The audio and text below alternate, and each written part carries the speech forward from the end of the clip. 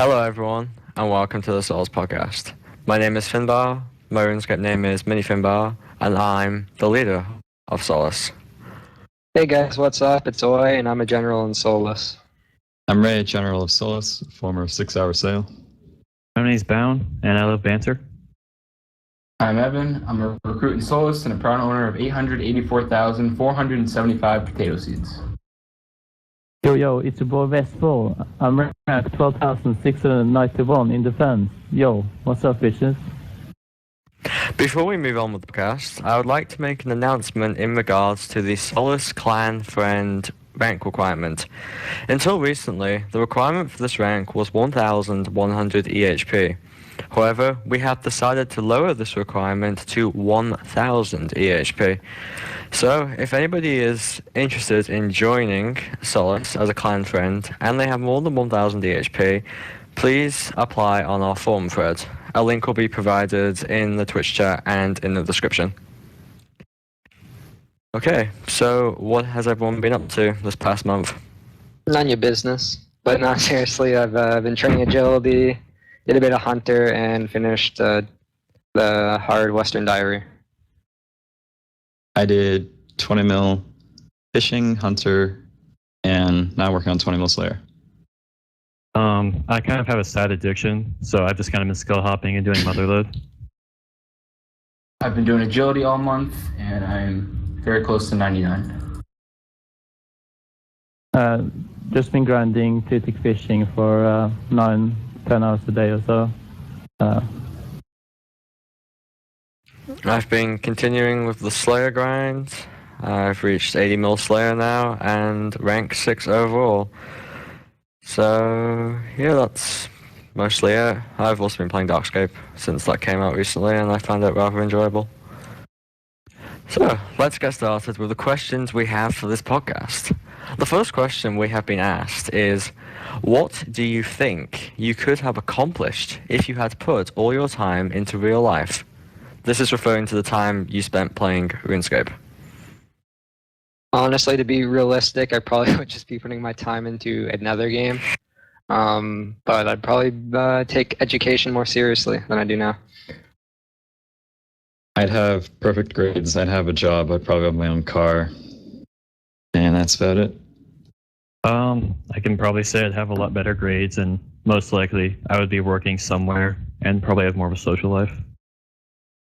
Yeah, I would probably have a job, and I would also probably just spend most of my time just doing other stuff, like other games. I kind of used RuneScape as an escapism from my usual life and depression and such. So I think I would just have played some different kind of games or done something else to escape from the world. I think in my case, if I wasn't filling my time with something as vacuous as RuneScape, I probably would have done something equally unproductive, like play another game. So I don't think I would have accomplished anything particularly notable if I had spent my RuneScape hours on something else, because I don't think I would have spent that number of hours productively. Maybe more of them productively, but I still would have wasted time playing another game or something like that. Imagine Lynx playing like 16 hours a day productively at work or something. 16 hours a day of real life efficiency. Yeah, quite impressive. So, our next question is in regards to free-to-play skilling. We have been asked what are our thoughts on free-to-play skilling methods and free-to-play skilling as a whole. Is it dumb, or do we value it more than pay-to-play or members skilling methods? I think it's a lot harder to skill on free-to-play, like room crafting, for example, takes so many hours. And if you max on free-to-play, I'd say it's a bigger achievement since it takes more hours, but I've never really thought about it. I think it'd be more valuable if you did it on free-to-play, but who's really going to do that? Plus, you can't really tell if somebody's free-to-play. Like, look at Susan, for example. She's members, but she does everything. She only trains free-to-play skills, so you can't really tell without knowing the person. I don't really think it's dumb, but I don't value one over the other. But if I think about it, I don't even know how I do the skills on free-to-play, so I do know it's hard to do. But Yeah, like maxing on free to play, that'd be pretty crazy. Yeah, so like if an account is purely free to play, and I know that they've only done free to play, I respect that a lot more than just play to play. Because I know like body tiaras, that's the fastest free to play runecrafting method, and that's 8. So yeah, definitely more. But if you have an account like Susan, where you're a member but you just train free to play skills, it's no different. Yeah, I think it takes a lot longer. I would say it's a lot more impressive, but at the same time, I think it's pretty stupid if you just don't get a membership, because everything takes a lot longer, and I would say it's a lot less fun, but it's obviously subjective. So if you enjoy it, obviously you should be able to do that. Yeah, I think there can be made some cool achievements out of it. Like you said, make runecrafting a lot slower, and then if someone, for example, got to the runecrafting with like 15k XP per hour or something like that, it would just be like insane. There's insane grinding achievement out of this world. But it kind of depends. Like, I don't think someone is just inherently better. It's just primarily about how much hours of work you have done. And yeah. I don't have much of an opinion on free-to-play skilling. I'm aware that it's a larger grind than member skilling, but at the same time, I fail to see the point of it at times because it's difficult to prove that you're a free-to-play skiller, because as I mentioned, players can appear free-to-play when they're actually members. For example, Susan, who is rank number 1 on the free-to-play high scores, she's a member and uses members' methods to train free-to-play skills. So unless it's strictly for a personal achievement, I'm not sure why somebody would bother training thousands of hours on free-to-play methods, because they're going to find it difficult to prove beyond doubt that they trained free-to-play, since there's not a way for you to prove that you've never been a member, unless you can get a JMod to confirm it for you. I don't really compare it to member skilling because the metagames are so different, although as Vestfold said, there are some incredibly time-consuming grind-related achievements you can do in free-to-play. So I guess that could be impressive. For example, 200 runecraft in free-to-play, or 200 more mining in free-to-play. Plus, the limited amount of worlds would make certain skills really annoying with how many people are on those worlds. All the bots too. Oh yeah. Unpleasant. What is your favorite skill group? This question seems a bit ambiguous, so to define a skill group, we've put skills into 4 categories. We have artisan skills, which are construction, cooking, fletching, firemaking, smithing, runecrafting, crafting, and herb lore. These are skills where you take an item and you make it into another item. We then have gathering skills, which is fishing, woodcutting, mining, hunter, and farming. These are skills where you create something out of nothing, essentially. You gather produce. We've got combat skills, which is attack, strength, defense, hit points, prayer, magic, and range. They are combat skills, obviously. You use them in combat situations. And then finally, the category we added was support skills. These are agility, thieving, and slayer. They're skills that don't quite fit into the other categories, but they support your character in some way. So, of those groups, which one is your favorite? Well, mine goes down to gathering and support, and I guess I'll just pick support because agility, obviously. I seem to train a lot of artisan skills. Really like runecrafting, but I also like the gathering skills a lot. It's probably definitely support for me because where I'm max, I could definitely see myself doing agility because it's a pretty easy thing to do still, and also I enjoy Slayer. Yeah, I love all skills, but my favorite in this category, or these categories, would be artisan, because I love Bibles, most because of the fast XP. It's relatively AFK for most of them, and even though ones that aren't Bibles, like runecrafting, I love training that as well. Yeah, my favorite is by far the gathering skills, and this is because they are extremely click intensive, and most of them are like very slow as well, and usually have some deep mechanics, and they are compared to groups like artisan, they are not unfair. Like you don't get any unfair advantages or any like money drama because you can achieve money through so many different methods. So it's mostly fair skills to train. Yeah, that's pretty much it. I like the support skills personally. Thieving and Slayer have always been two of my favourite skills, and I don't mind agility, so if I was able to get 200 mil in any category of skills, it would after combat it'd probably be support rather than any of the others. Too much of an AFK noob to do gathering, and I find bank skills very boring, so... Our next question is in regards to recent updates. What is your opinion on Darkscape? For those of you who are not aware, Darkscape is a PvP game mode recently released for RS3. It has the RS3 map and RS3 updates, but it has a legacy combat system, so it's not EOC, and you can fight other players anywhere on the map. You also gain double XP while training if you're a member, and there's limited bank space, separate GEs. There's other differences that make it rather different from, say, PvP Worlds or Deadman mode.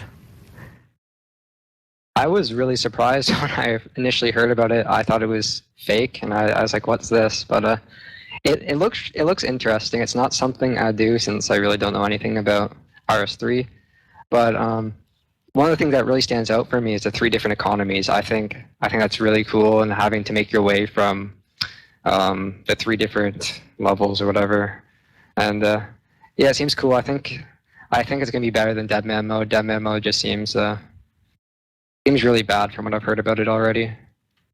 I was surprised how fast they made it too. I don't really have too much of an interest in Darkscape, but the whole idea of it is pretty cool. I don't think I'd ever play it, just because I don't really know anything but RuneScape 3. But still a cool game mode. So Darkscape I thought was like insanely cool when they came out with it. Like nobody had any idea that this was going to be a thing. Of course, this is just in response to old school making Deadman mode. But the 3 different zones is just so cool. It's like how you can do something really cool in a high level zone, then you have to somehow get your way to a low risk zone to maybe trade it. So cool. And also getting clans and being people like almost have to join a clan if they want to get more in the game is very cool to get community involvement up in RuneScape 3, because I know old school has a lot more clan involvement than RuneScape 3, so that'd be really cool to make clan involvement. Yeah, I thought it was a pretty cool concept, and I actually did try it out on like the second day it was released with an IRL friend of mine, and I didn't understand the concept of it exactly, and we were going to do a waterfall quest, and I banked my items at Lumbee, and I went to Argandun, and I tried to get the items out of the bank, but it wouldn't let me because it was a mid-level area. And I didn't understand that, and I ended up misclicking on my friend, got one shot by a guard, then exited out of my client and ended the Skype call. So I would just say it's not for me, but I think it's a pretty cool concept. Yeah, I never played it, but personally I think it would be really uncomfortable to play, just because I really don't like being at risk all the time.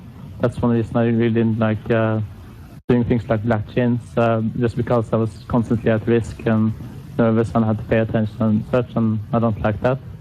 And if I was going to do like what Juan said, joining a clan, I also wouldn't like that, just because I really like, even though I'm in a clan already, I really like the solo gameplay for the most part. That's why I really like skilling in the first place, because it's pretty much all solo humans, and you don't have to rely on other people. Yeah.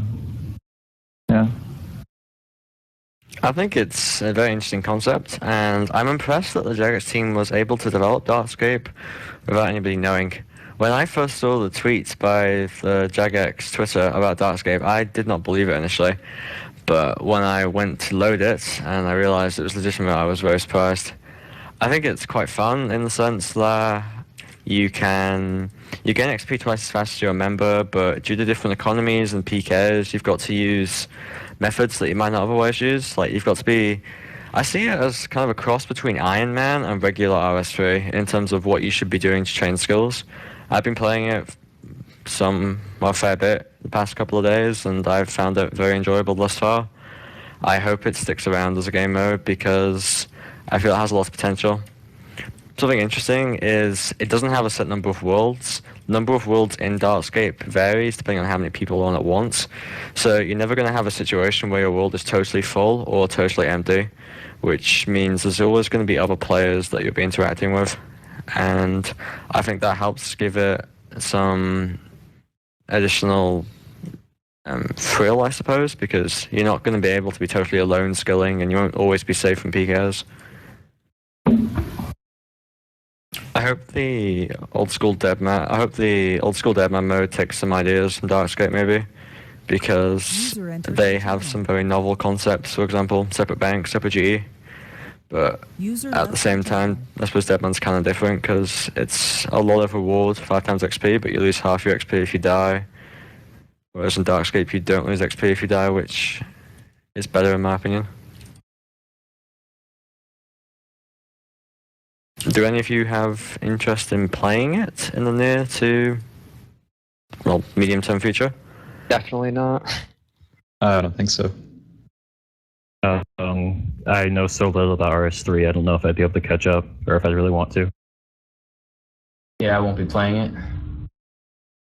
Well, Plus my computer would lag, so there's that. I'll probably keep playing it for the next couple of weeks and see how it progresses. Because I'm only doing Slayer anyway, so it's not too hard to play Darkscape and do Slayer at the same time. But we'll see. I'm going to follow it closely. But I'll probably play Deadman when that comes out as well, because I like the old school combat system more. Moving on from Darkscape, our next question is, in your opinion, what are the most logical and illogical skills? Interpret this how you will. Oh man, we talked about this for ages one day, but most logical skill. Overall, I'm gonna go with agility, even though all the skills have flaws and being logical. Most illogical skill, tie between prayer and magic because well, you don't see them anywhere. IRL. For me, I think the most logical would be farming, because you plant something and then you can pay the farmer there to look after the crop, and fairly realistic. And then illogical, I'd have to say Slayer, because it's not every day you ask someone to kill something and they tell you to go kill it. Genocide. Well, I mean, it's possible, but it's not every day. That's interesting, because I was going to say Slayer is one of the more realistic skills, because like somebody could tell you to go kill something, then you go kill it. Like Ooh. I could tell you to go kill a squirrel, then you go kill some squirrels. And illogical would be prayer, because yeah, doesn't make any sense. Most logical I said was farming, just because it makes sense. And for the most illogical one, I would probably say construction, just because nobody would ever sit there and like build a table and then just destroy it right afterwards and build it again in a matter of seconds. So it doesn't really make sense in that aspect. I think it's quite ridiculous to discuss what would be the most realistic in the first place, because RuneScape is an adventure game, and I just don't think it should be compared to real life, and I like how it's different from that. I think conceptually, crafting appears fairly logical. You use hides, leather to create items, which is similar to what you do in real life, but it's very much accelerated. As for illogical, I think farming is one of the most illogical skills in this game, simply because your trees grow in a matter of hours. I know it's required for the game to have any kind of gameplay value, but you can grow an oak tree in like 4 hours. So I'd say that's the most illogical for me. Or fire making maybe, because who would actually light a bunch of fires in a row? Pyromaniacs. I suppose. I think all the skills are inherently illogical in some way, but it's an MMORPG, so Yeah. I kind of have to. I think So I think logical or illogical? illogical, just because like you can just slam a bar into a like plate legs, for example, without any heat at all.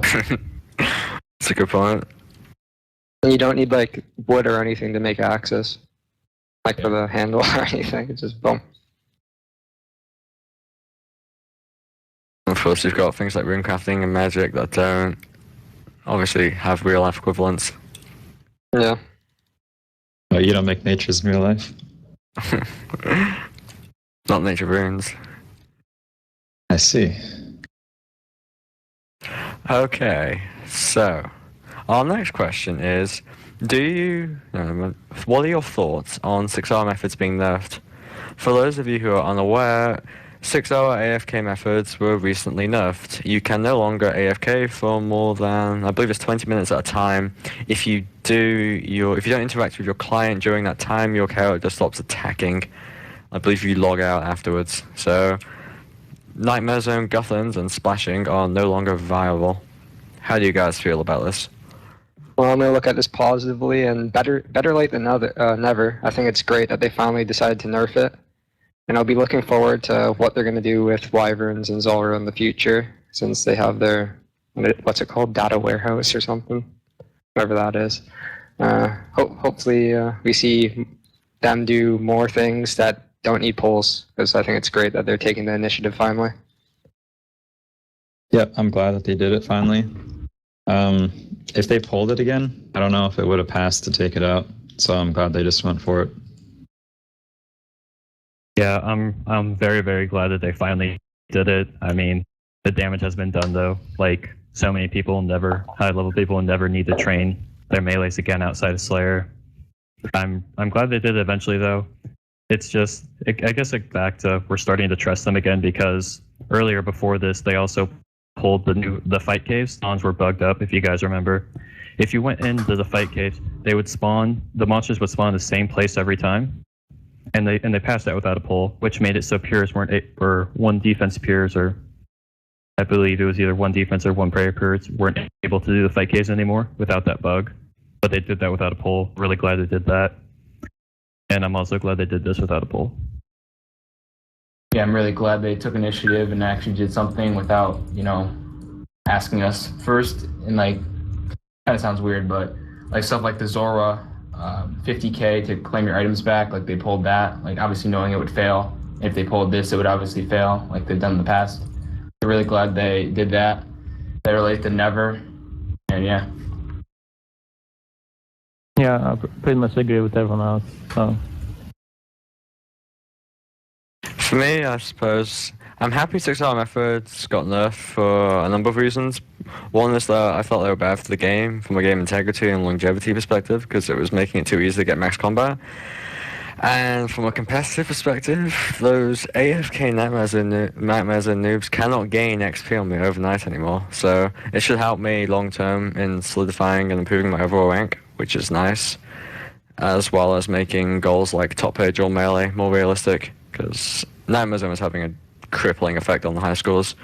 Like, if you look at 200 more defense, there's 20 people, I think, with it now, when I think if there was not Nightmare Zone, there'd be 6 or 7, similar to attack or strength. And it's really about time they fixed it. But the fact they took such an initiative suggests that they'll probably nerf Zulrah or Wyverns in the future, which I think is also overdue. And I'll say better late than never, even though I really wish this change was made sooner. I also like that on CML, like the weekly and monthly EHP is more accurate now, and you don't see people with way above just from doing 6 to 12 hours of Guthans every day. Yeah, it inflated the EHP weeks a lot for people who still had EHP to gain from melee. I think now CML as a whole is more accurate as a result of the change. Yeah.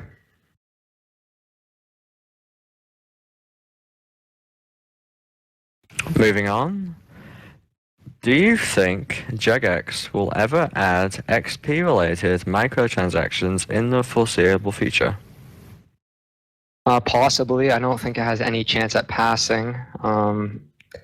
I think they'd have to do another thing like bonds, where they squeeze them in by having like blackmailing us. But I think we'll see some other types of microtransactions, not XP related, because I don't see how that'd pass in this community.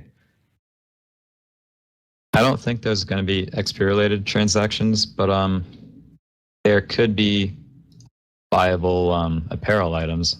I can see that happening, but even that, maybe not for the next year. In the foreseeable future, no. In the future, yeah, I'm pretty sure it's going to happen. Hopefully it's after I've stopped playing. But like, XP is just an arbitrary number based on number system, so what does it really mean? I definitely don't think that this will be in the game really ever, because a lot of the old school community is like strongly against that, and even if they did try to shoehorn it in with something like bonds, I feel like there's nothing that they could add into the game for even the average player to like justify having microtransactions in the game, for XP related ones. Yeah, I don't think it will ever be released, just because it seems like the team has more integrity than I thought, especially after I saw they finally nerfed 6-hour FKing. I think they care more about integrity than I thought, and I also don't think people are very much interested in viable XP. The only way I see them being interested is if Maxcape had some really good advantage in decaying or something like that, then maybe it would be more popular of an idea. But I still don't think it will pass. It's 75%, yes. So. Like everybody else, I don't think they're going to add them in the foreseeable future, but maybe really far down the line they add some maybe a kind of accelerant rather than direct XP. See, I actually think it's slightly hypocritical. The community does not want microtransactions that affect XP or any kind of free XP, but they're quite happy for experience per hour methods to get faster. For example, Slayer updates or any other skilling update, for example, skilling outfits or anything else that makes skilling faster. So I get the impression that most of the players want skilling to be faster, but they don't want free XP. So, although that seems contradictory, I'm just going to have to assume people still want to have to work for their XP, but maybe they don't want to have to work very hard rather than getting their XP for zero effort. Makes sense. Yep. Just using Slayer as an example, the skills got over 60% faster since old school release, which is very significant, but the community likes that. Whereas if we proposed some kind of Squirrel of Fortune kind of thing where you got even a small amount of free XP every day, the community would be virulently against such an update, even though it would probably have less impact on the game than skilling updates have thus far. Well, I don't think people care for like needlessly more XP, but as for Slayer updates, a lot of the Slayer updates are like, new content that brings into the game that people just want to try out, and they don't really think about the XP per hour too much, I don't think. And it's still gonna be work anyways. People like things to be easy. I think people want quality of life updates primarily that make skilling slightly easier, but maybe they don't want it to be. They don't want the kind of accelerated XP we saw on RS3. So rather than a total devaluation of skills and microtransactions, we just see a gradual devaluation of skills and no microtransactions. Yeah, I don't think people want to spend like a lot of their like real life money on the game either. That's a big part of it too. I also trust the old school team to not add them because they're aware so much of the community play old school because they want what is essentially they want an old school playing experience, which is subscription based model, no microtransactions. And even something like Solomon's Store would be very unpopular. Where Solomon's Store doesn't really affect the game itself from a skilling point of view. It's just cosmetic stuff. But I think that'd be very unpopular in old school, even though it wouldn't devalue any skills specifically. Let's hope they don't consider microtransactions a community event. I'd hope not. I feel like one of the big reasons that like XP won't be devalued is because whenever something is getting voted in, the community is very wary of it because we don't really trust Jagex anymore to bounce anything or to like put anything in the hands of Monjon C because we know what happens when we do that. But like nothing new will really get voted in unless they say this is going to be XP rate. Well, looking at the latest updates to Slayer, for example, Mod Kieran made significant efforts to contact the player base when he was designing this new task list, and as a result, they are better than they would have otherwise been. I feel like due to the response Jagex has had for updates such as Zora and Wyverns, they are being more careful and they're interacting with the player base more to get their opinion on what they're proposing. So we get feedback before the update comes out rather than afterwards. I'm so glad they added Mod Kieran. Like, he's great. It's like he actually talks to the players when they're considering an update. It's like the other mods do to a degree, but he was actually asking specifics. Like, I know he went and asked Finn, like, hey, what do you think of this? Because Finn's one of the people with the highest XP in the game in Slayer. And I think we can that's give great. Mod Kieran a shout out for being a helpful JMod who was willing to listen to the community to try and bring out the best quality update. Absolutely. And like during the Q&A, I remember when he had that fucking pad and pen writing stuff, that was great. Yeah. That was like actually so he would remember what we said. Yeah, we need more mods like him. Absolutely. The funny thing about the Slayer update, just specifically though, is I feel the community preferred Slayer as it was before the update, but they voted for a Slayer update anyways. It's like trying to fix something that's not broken. You just don't do it.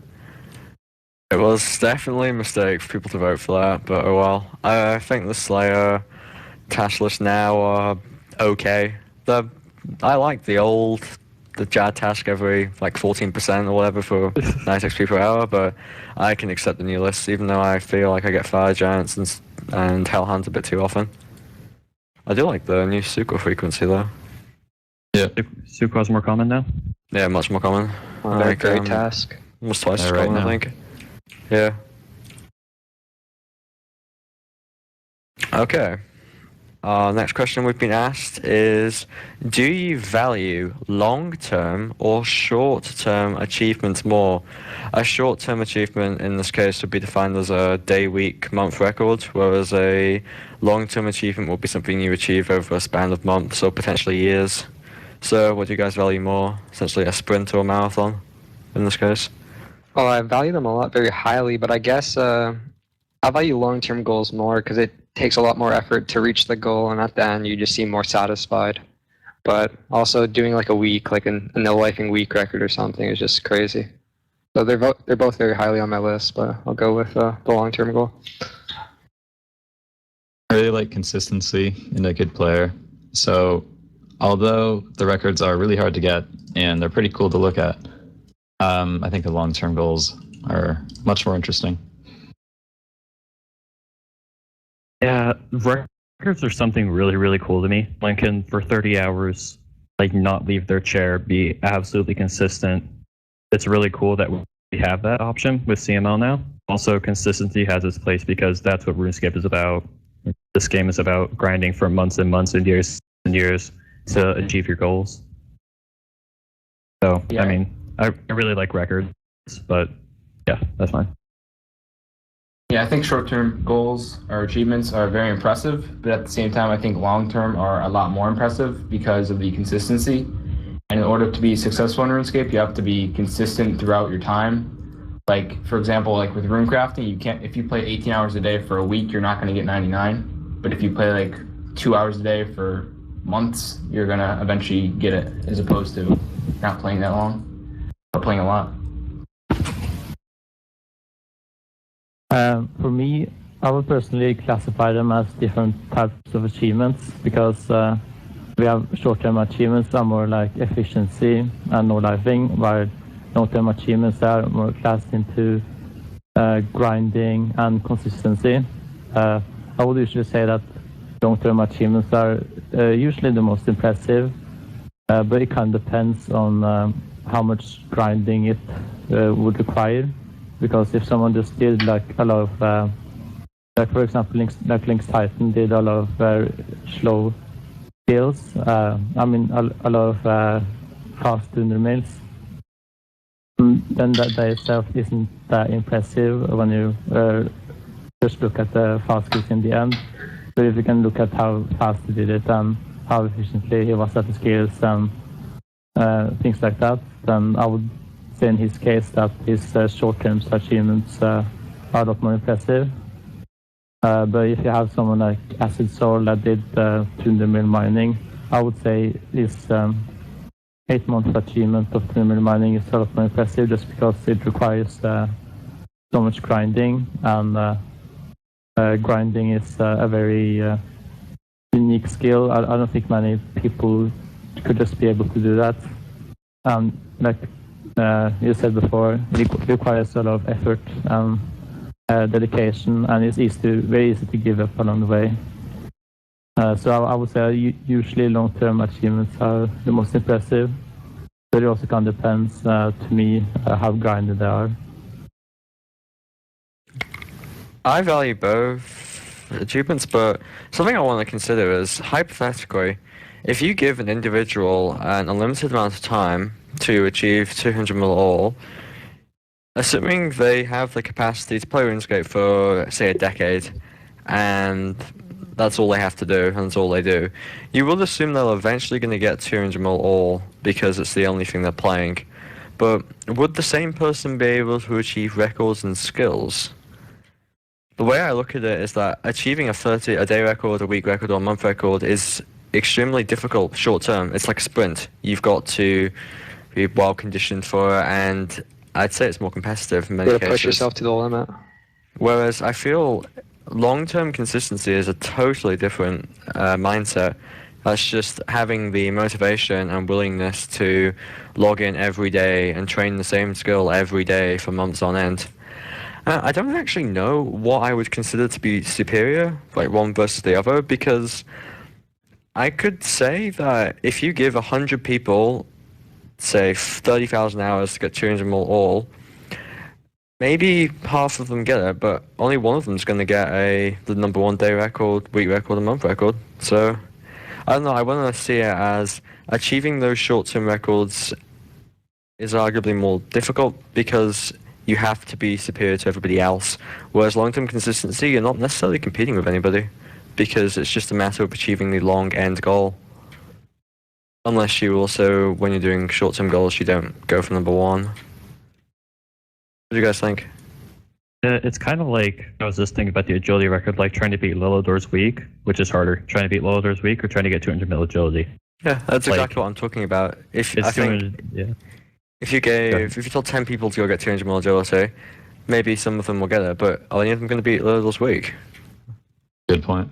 How many of those people are going to be able to play the 150 plus hours required, as opposed to how many will be able to play the 3,000 hours required over time for the 200 mil agility? It's cool because it has a competitive aspect also RuneScape, which we don't really see killing. Well, we do a little bit on the top page, but more so. I think those some short-term records are more difficult than achieving a long-term XP goal in the given skill. Simply because I think it requires more mental effort for that point in time. My logic is, given a long enough time to play, most players would be able to achieve long-term XP goals. They just may not do it in an efficient way. So, it kind of depends how you define a long-term achievement. Yeah, I agree with that. Uh-huh. You changed my mind. That was worded very well. Got me thinking. It also depends on the intensity of the long-term achievement as well. Like if it's agility, then it might not be very difficult, but you still have to put in like a lot of work, and it's very grindy as well. So I won't really jump to conclusions as to say it's necessarily like less impressive, but they're also very hard to compare because I think there are kind of like different types of achievements as well. That is true, they're different achievements, but just using agility as an example, 3 people have achieved 200 mil agility, and there will be probably another 5 in the next 6 months to a year. But are any of those people, is anyone going to beat Lilidor's agility week in the next year? Maybe not. Which might suggest it's more difficult. Yeah, the god KP42 as an Ultimate Iron Man has come the closest, but he still hasn't beaten it. Yeah. Well, let me ask you this: do you think anyone will beat Brad's 3 month 18 to 19 hour a day agility achievement. Volini, maybe? I don't know. I don't No, know he can't. anybody other than him. Well, Like, he can't he's now. not relevant now because he's burned. Yeah, out, he's too close to 200 mil. Also, kind of goes into the argument of like quality versus quantity. Like whether Yeah. you play more or you play better. Exactly. It's like That's if you're actually going a for really 200 good way of looking at it. Playing more versus playing better, Well, like at a it's higher level. almost everyone, if they try to push themselves like that continuously, then they will eventually lead to burnout, especially if they are not used to it. So it's just going to lead to them not being able to accomplish any big long-term achievements if they are going to try to pressure themselves as hard as they can, which is why they should focus more on being more consistent, having routine goals, and not going beyond your own limits. That's true. Yeah, a lot of people that go for like the week records and month records, or even they burn out afterwards, and like, was it really worth it? They're often not the same people who end up achieving the 200 mil on the relevant skill. Yeah. So I don't know. If I had to pick one, short term over long term, I'm actually gonna pick short term simply because I believe it's more difficult to achieve those short term records Yeah, due to the incredibly high level of skill required to achieve them for that one point in time. So if anyone can play long enough to achieve a long term achievement, but how many people can play to such an efficient level for say 744 hours or 740 hours rather? Yeah, that's kind of what I was thinking about with fishing. It's like, is it more impressive that somebody fished the 200 mil or had something like a Vestfold's month? Like, Yeah. I would definitely take Vestfold's month every time because AFK fishing is barely playing the game. 3 ticking is mentally challenging, and it requires a lot of effort. The specific long-term achievements really important to consider them because you could say somebody who free ticks 200 mil might be more impressive than Vestfold's month. But at the same time, Vestfold's month required him to fish for many hours a day efficiently with little room for error, I suppose. Whereas if you're just going for 200 mil and that's your long-term goal, you don't have to approach it the same way. Well, I personally find it more harder to do 200 mil fishing with criticking than just doing like an extreme month record. Just because it's very hard to give up along the way. Especially now that they've gotten lags, it's so easy to just give up and do other things. I just feel like it's harder for me personally overall. So I guess that's why I usually expect them more. Is that I personally find them more harder. Well, but in the course of 200 mil fishing, you could give up for a few days and you're still going to get 200 mil though. If you give up during your month record, even for a day, you may not get the month record. So I feel like more discipline's required for short-term records because of the smaller margin of error. Yeah, that's true. You could say there is some discipline you have to sacrifice real life, but yeah, I just feel there's more mental discipline in a 200 mil just because you're like, oh, I still got 1,000 hours left. I'm like, God, it's so much of this, While if you're doing like a record, I only got like 10 days left and then I'm done, So it's less of a mental challenge. Not everyone can go for records though. Like, look at Tails. Sure. He works a lot, so he can't even go for like a week record or anything. So, but Something about short-term records, I suppose, is fewer people can even go for them, whereas I think more people are able to do long-term achievements. Yeah. You could look at that aspect of it as well, I suppose. Mm-hmm. Yeah, it's an interesting topic. If anybody watching, you can feel free to share your perspective. What do you think about short-term or long-term achievements? Because it's all depends on perspective, in my opinion.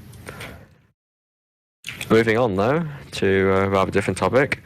What is your favourite minigame and why? This can be a minigame that's not an old-school RuneScape. So a pre-USD minigame's fine. Well, besides Pyramid Plunder, if that doesn't count in an actual minigame, I'm going to go with Fishing Trawler, because that's just a blast. So that's how long it took to get my outfit. But yeah, it's kind of fun. I don't really play minigames too much, so I don't really have a good response, though.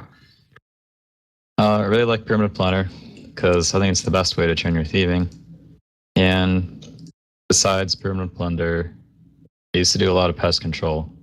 Like back in 2007, 2008, did a lot of pest control. But never really did it here.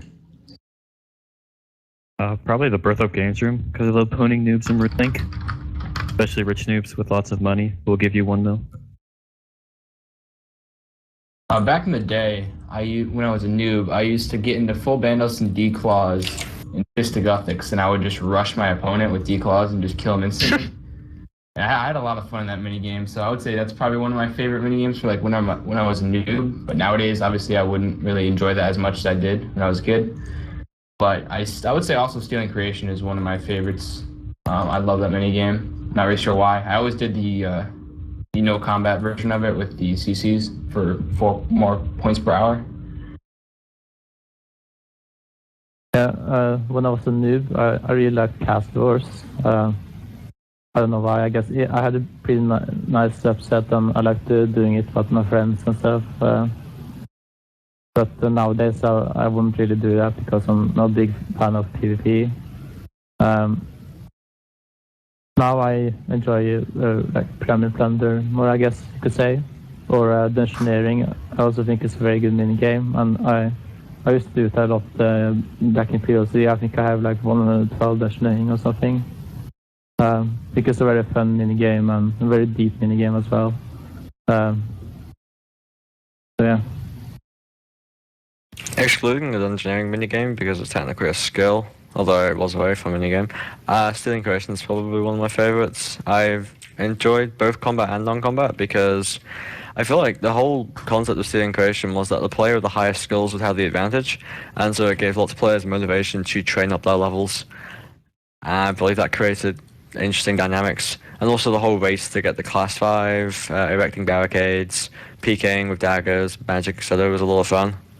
I also like Soul Wars because to kill an enemy avatar you had to have a Slayer requirement, and this meant that combat noobs with no Slayer weren't as effective. So I kind of like that, and it would be funny if we had something similar in old school because of all the Nightmare Zone prods. It's definitely Soul Wars or Stealing Creation for me. I never got into Castle Wars, even though it's been one of the oldest minigames. What about Nightmare Zone, Finn? You spent a lot of time there.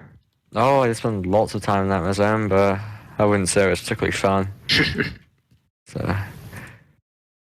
not much you can do there. Rogue's Den's a really fun minigame. If anyone hasn't played it before, I strongly suggest doing so.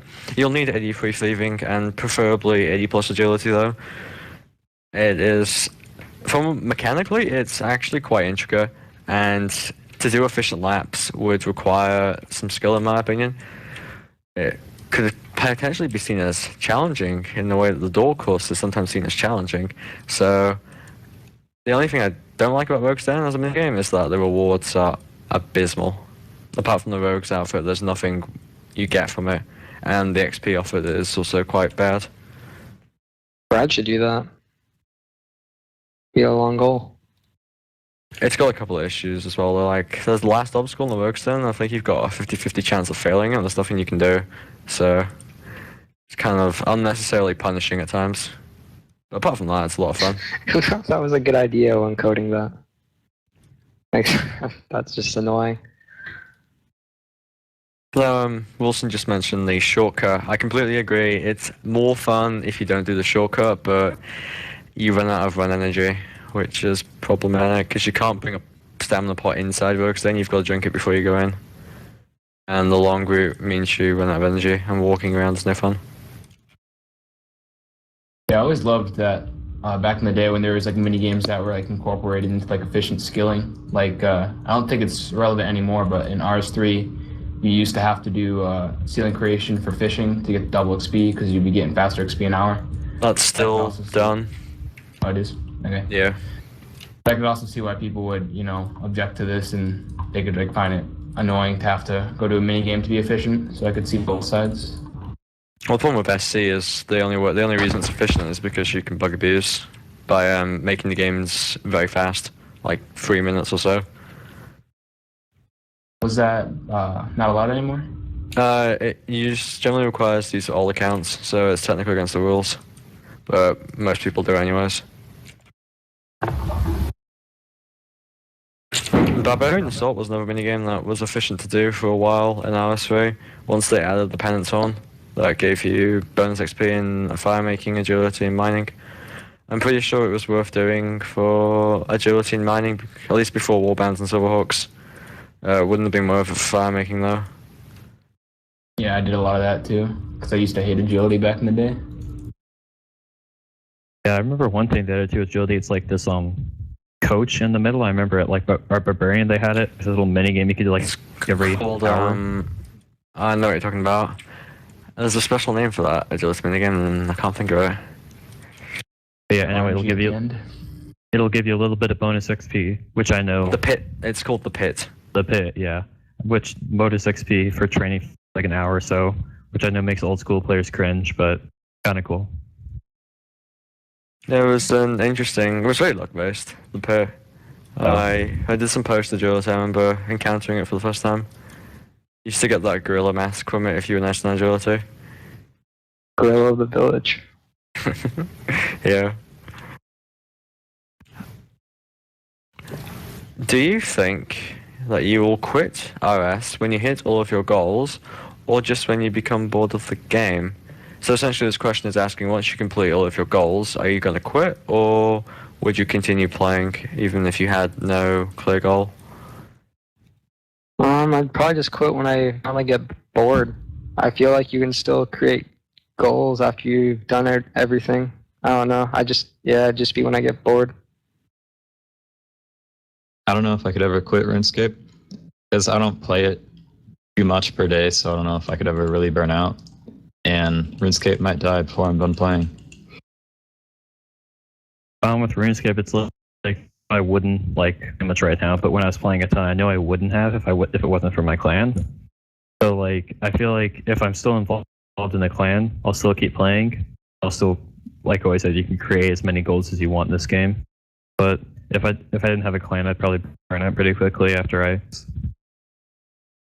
Clan's a big motivator. Yes, it's OP.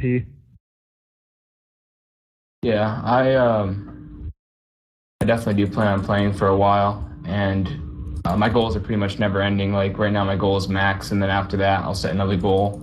Then once I complete that, I'll set another one, and pretty much I'll just continue playing until I get bored of the game and want to stop. If that ever happens.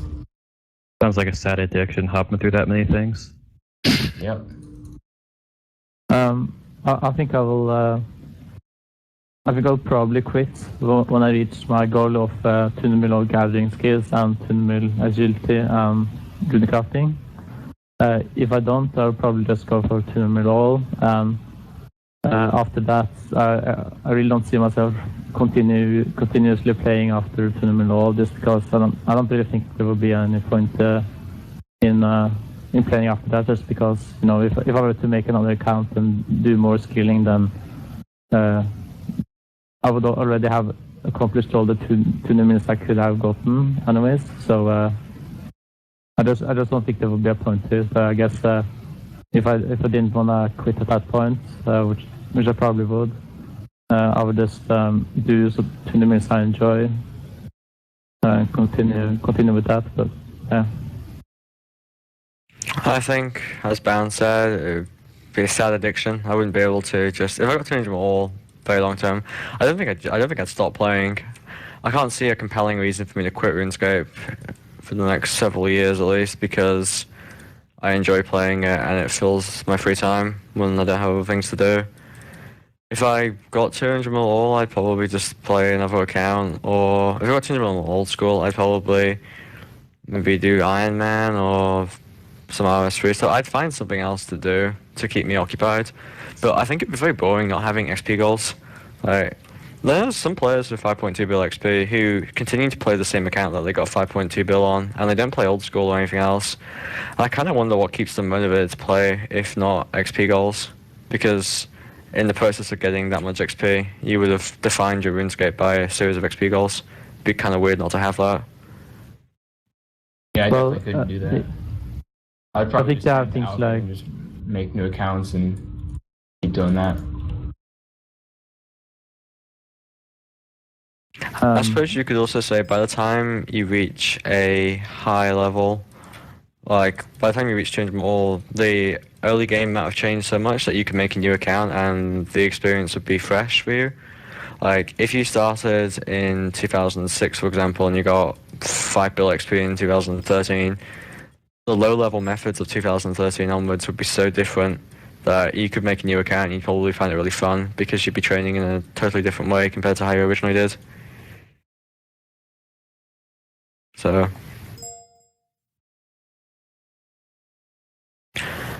next question's slightly more philosophical.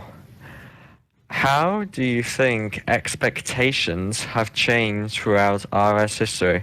This is referring to expectations of the players, primarily in the high-level skilling community. Well, if you only play 10 hours a day, you're a filthy casual, it seems nowadays. But yeah, for playing as much as you can, it wasn't like that earlier, I don't believe, and being a lot more efficient now. It's all based around efficiency. Beforehand, it used to be about more so just enjoying the game, but a lot of people still enjoy the game, just being efficient. So yeah. Back in the start of 2007, the expectation was that no one really had zero-time GP methods because the GE made merching, or there was no GE, so it was hard to merch, and alts weren't allowed back then. Then over time, people started using alts, and the GE came. You can merch with the GE, and so I think that's a pretty large change in expectations that almost all the top players now will have zero-time GP methods. It's really weird because, like, I remember Ray saying over the summer he's playing 10 hours a day, and, like, that wasn't enough. I can't think of another game where people are playing 10 hours a day and they're like, oh, that's not enough. Like, Call of Duty pros who, like, make their living and make a lot of money off it, they're like, in their vlogs, we're playing all day, we're playing 8 hours a day. I'm like, but there's 8 more hours that, like, you can stay up and still sleep 8 hours. Like, you're not playing all day. It's just, I don't know. Rescape has definitely given me a different perspective on how I look at what all day is and how much playtime all day is. Yeah, I definitely agree with you, Bound. Like, I would say this is probably the most time-consuming game, like, ever, because I can't think of a single game that's even comparable into time. Like, you look at Drum Gun and how much he's played throughout the years, and that's when I heard that, I was like unheard of, and like. And anybody I know who doesn't play RS that knows that, like, it's like unbelievable to them and not even comparable. But for the expectations, I would say they've gone up quite a bit. I'd say even stuff like like methods have strayed away from like what you enjoy for a lot of people into just what's like the standard. Like on RS3, for example, like in Alkin's videos, I hear him talking about how he like doesn't want to do like a certain daily because he doesn't feel like leaving his training spot, but he does it anyway just because he's efficient. That's like back in the day, obviously there weren't that many dailies, but I feel like people just did whatever they enjoyed. Yeah, I agree a lot with Avatar even on OI. But I also think there have been an interesting concept of grinding recently, where you're expected to not scale up, and it seems like a lot of people look down, especially like I think I can determine this to myself as well, because I kind of look down on people that skill up a lot compared to people that just stick to one skill, especially if it's a quick intensive skill. Just because I really respect the grinding aspect of RuneScape, which wasn't really much of a focus back in the day. People especially used to focus a lot more on overall rather than individual skills. Yeah. I think looking back in 2007 or 2008, there weren't distinctions like casual. If you played more than a couple of hours a day, you were considered a hardcore player. You didn't have to be efficient, but just any kind of experience gain, any kind of top player back then was idolized, regardless of how good we might view them now. Because you could be really efficient or really inefficient back in 2007, and the player base would see you as some kind of deity, because that's all it took back then, was just having high XP and higher XP than the norm. Whereas these days, high level players judge each other immensely. Like, we critique each other based on skills, whether they skill hop, what kind of money methods they use, etc. And like was earlier said, 0 time GP is an expectation now, whereas back in the day it wasn't. And even more so, I feel like there's an expectation to Oldscape more than anything else. There's comparatively few people who flip, fewer still who runecraft for their money. It's pretty much assumed that all top players these days should have an alt, or they should get an alt if they want to be competitive. Whereas back in the real 2007 or even 2010 onwards, that wasn't required. But then again, 2008 to 2011, Altscape wasn't possible due to free trade being restricted. Also, the Wasn't word it- burnout. That Oh yeah, the whole every concept other of burning game- out. I don't think it happened really in RS3. Burning out. Like I never heard that before. I just joined like the high level skilling community. I guess that's on other games. People like call you a nerd for playing too much, but on here you're praised for playing a ton. And yeah, if you're not playing for one day, well, you're a burnout. It seems. But it's this expectation that if you start playing a lot, you have to continue playing a lot indefinitely. If your hours go down, regardless of the reason you're a burnout. Yeah. And that actually, that's not something you see in other games. People don't expect you to play 15 plus hours a day. And these days, to be considered a no-lifer, you'd have to be playing 15, 16 hours a day. Whereas a couple of years ago, even playing 10 hours a day would make you seem like a nerd. I think 8 hours a day is standard for most high-level old school players. A minimum of 8 hours a day for a week. I feel like the reason you don't really see the no life standard, I want to say that old school RuneScape has in other communities, is because in old school RuneScape it's like Link's Titan has 9k HP or whatever now. If you play for 1200 hours, it's not like you can be as good as him. It's like you have to have that 7800 hours. RuneScape isn't a skill-based game, it's a time commitment-based game. Yeah. Plus, in this game, we have a tracking site to see everyone's progress, so that has something to do with it as well, and to help people play more. I feel like CML changed expectations immensely because we actually have a Definitely. measure that can tell you approximately how many hours somebody's playing. You could figure it out previously, guessing the XP per hour of whatever they were doing, but EHP makes it really obvious. Yeah, it's available to everyone in the community, so even people that Yo, do don't you play live? a lot can see that. I can look up Oi right now, and I can see he's done 73.49 EHP this week. And I can call him a casual because that's not as much. He once did 100 hours a week Hey, plus mate, I for have months at a obligations time. now. Oh, you're just a burnout. Sorry. Yeah, that's a sad reality of it. And also XP tracking too, like with OS Buddy, you can track your XP an hour and how much you have on like whenever you reset your client. And, like back in the day, like you had to like manually like get up a timer and track your XP manually, opposed to like having something track it for you. So it kind of like gives an idea of how much XP you should be getting per hour if you're doing it efficiently. I think there's also this expectation to always do the most efficient method possible, regardless of ethical considerations or personal preference. Like, if you don't, for example, if you get 200 more agility and you don't fish, you will get bullied by people in the high-level skilling community for not being macro efficient and doing fishing before agility. But if you go back a couple of years, nobody would bat an eye if you didn't do barbarian fishing prior to finishing 200 more agility. Whereas these days, we expect people to train in the most macro efficient way possible, at least at the high end. Yeah. I think it also depends. Like, if your goal is strictly 200 mil agility, then it doesn't matter. Like, I don't view Brad or Kaiman like differently for going straight to 200 mil. But if somebody like, if Lynx, for example, just went straight to 200 mil agility without doing fishing, I'd be very surprised. Yeah. PHP just defines how a lot of people who take the game seriously, people who play more than 4 hours a day, like it defines how they play the game for the most part.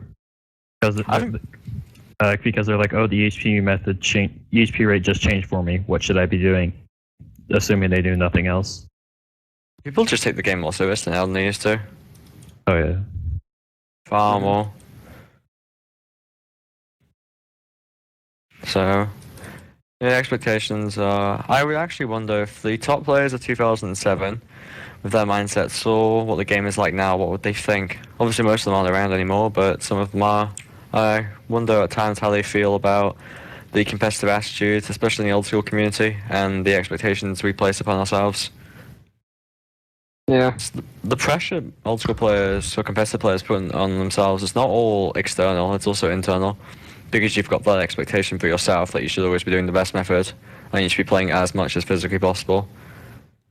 And that's not just because everybody tells you to, it's because you start to believe it yourself. So, Wonder how much is going to change from like here to like a year or two in the future as well. How much- Expectations.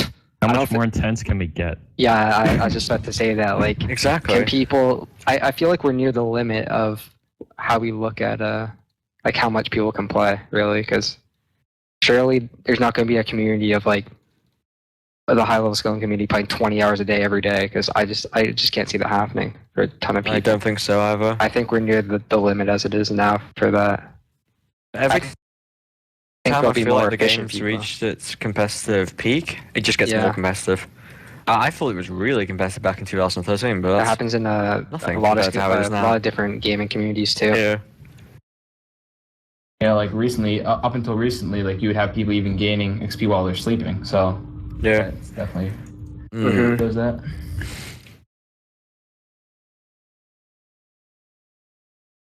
And that's just because it was efficient for them to do, and they would have been expected to do that.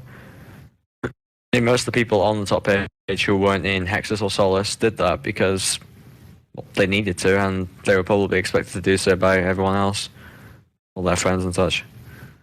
The only reason I'd say many people in Hexus or Solace didn't do it was because it wasn't allowed.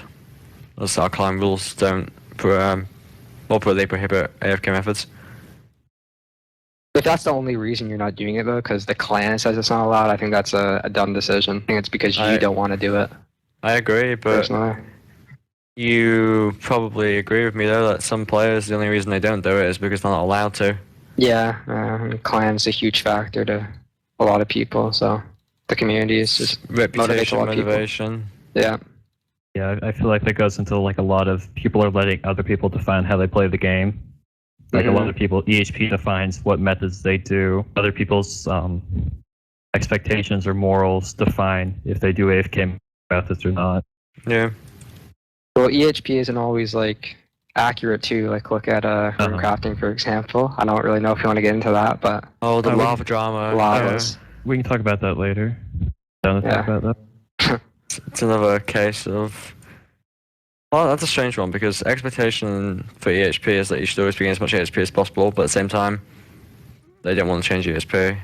And you're like But- kind of like looked down upon if you do it like lavas. Yeah, you're like over EHP. You're wow. Well, look at Runes and Dusty, for example. They are looked down on by many high-level skillers because they use runners for runecrafting.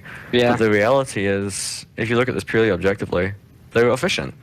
Using runners for them was more efficient than the best natures. If we assume that they will eventually, if they want to change them all, that they would use zero-time methods for GP to compensate for the fact they've made very little from runecrafting. Yeah, I think That's community has a true. lot to do with that. Like how Yeah. people judge each other. As if like we were all just individuals and we didn't communicate with each other at all. We'd probably like we just had the high scores to like see how we compare. We'd probably do like the best way possible, even though it might be looked down upon like, Exactly. other people. Moving on though, our next question is, what is your biggest RS-related regret? Well, stake in my bank when I thought I was going to quit in August due to IRL related events. Didn't have the motivation. Came on, staked my whole bank. So that right there. My regret is 200 mil cooking. I was doing the atypical thing after maxing, which is just to get 200 mil cooking, and I wanted to stop at 100 mil, but I'm like, wait, people are gonna call me a burnout. So then I just ended up finishing it. I also thought I was gonna go for top page overall, but also decided not to do that, and basically just doing slower skills. Pray, follow your heart. Do what makes you I will, happy. buddy. Wait, I don't you will. have 3.6 bill cooking? No, it's 3.8. Remember? Didn't you see the shot box? Oh man, All right, 3.8 build now. bad cooking. Oh, Can we get a grass for Ray in the chat? And Sorry. What was the question? Your biggest isolated regret. Oh, that's easy. So after I finished Slayer, I went to Nightmare Zone to start maxing out my melees. I was like 97 attack, 99 strength, and 98 defense. I'm like, well, shit, this is boring. So I'm like, let's go to Duel Arena because I just sold all my gear, my Slayer tag, which is like 200 mil cash. So I went to the Duel Arena, like 300 mil, which is enough for the rest of my Bibles. Then of course I went back. I went into 800 mil. Then I ended up getting almost cleaned. Yeah, should have stopped at 800 mil. It's my biggest regret. I saw you there, Bound. That. Yeah, I wouldn't have changed a single thing about my past, but my biggest regret would probably be not playing as efficiently in like RS2 because I definitely put in enough time to max easily back then, but I never did because I wasn't as efficient. Like I killed frost dragons for money and stuff, and I just didn't know a lot of the best methods, and I kind of wish I put more time into that and to figure that stuff out.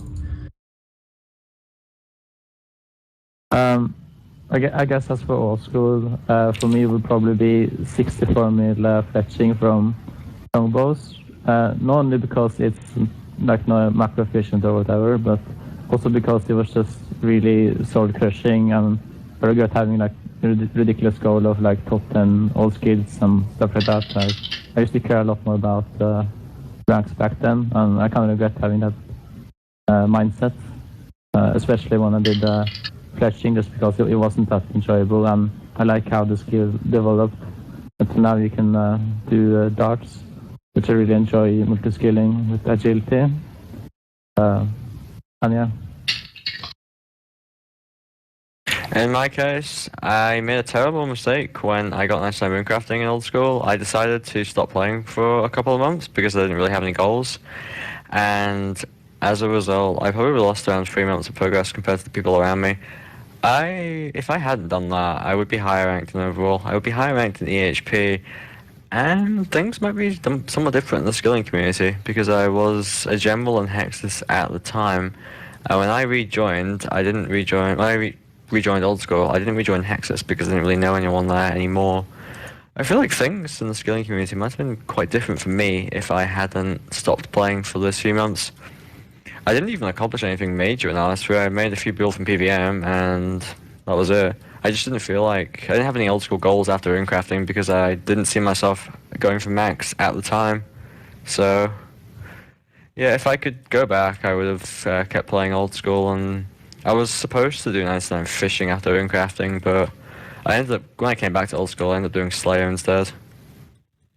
Actually, I'm gonna change my answer because basically what Finn said. I stopped playing after the first month of old school. I didn't really take it seriously, and then for some reason I came back in April 2014, I believe. So I kind of wish I just played through that whole period because I would have been a lot, like my account would have progressed a lot more than it has now. I quit for 7 months because I lost a rune skimmy. So Ray, your sole reason you regret getting 200 mil cooking is because people judged you? I don't know. I don't think it looks very good. And it sort of is leading me down a path that I'm not following it anymore. So there is I wish I nothing didn't wrong do with that. the path of fast XP. Yeah, I know, but then I think about what I could have accomplished over the summer. I could have got tons of runecrafting XP. I could have got all this other stuff, but no, just did cooking. But Ray, you have an alt at runecrafts. I do. Did you do lava runes, Ray? Or were you an inefficient scrub and did you do nature runes? For what, my alt? No, for what you said you runecrafted. Oh, I did 20 more runecrafting here on Nats. Oh, I'm appalled. How No inefficient.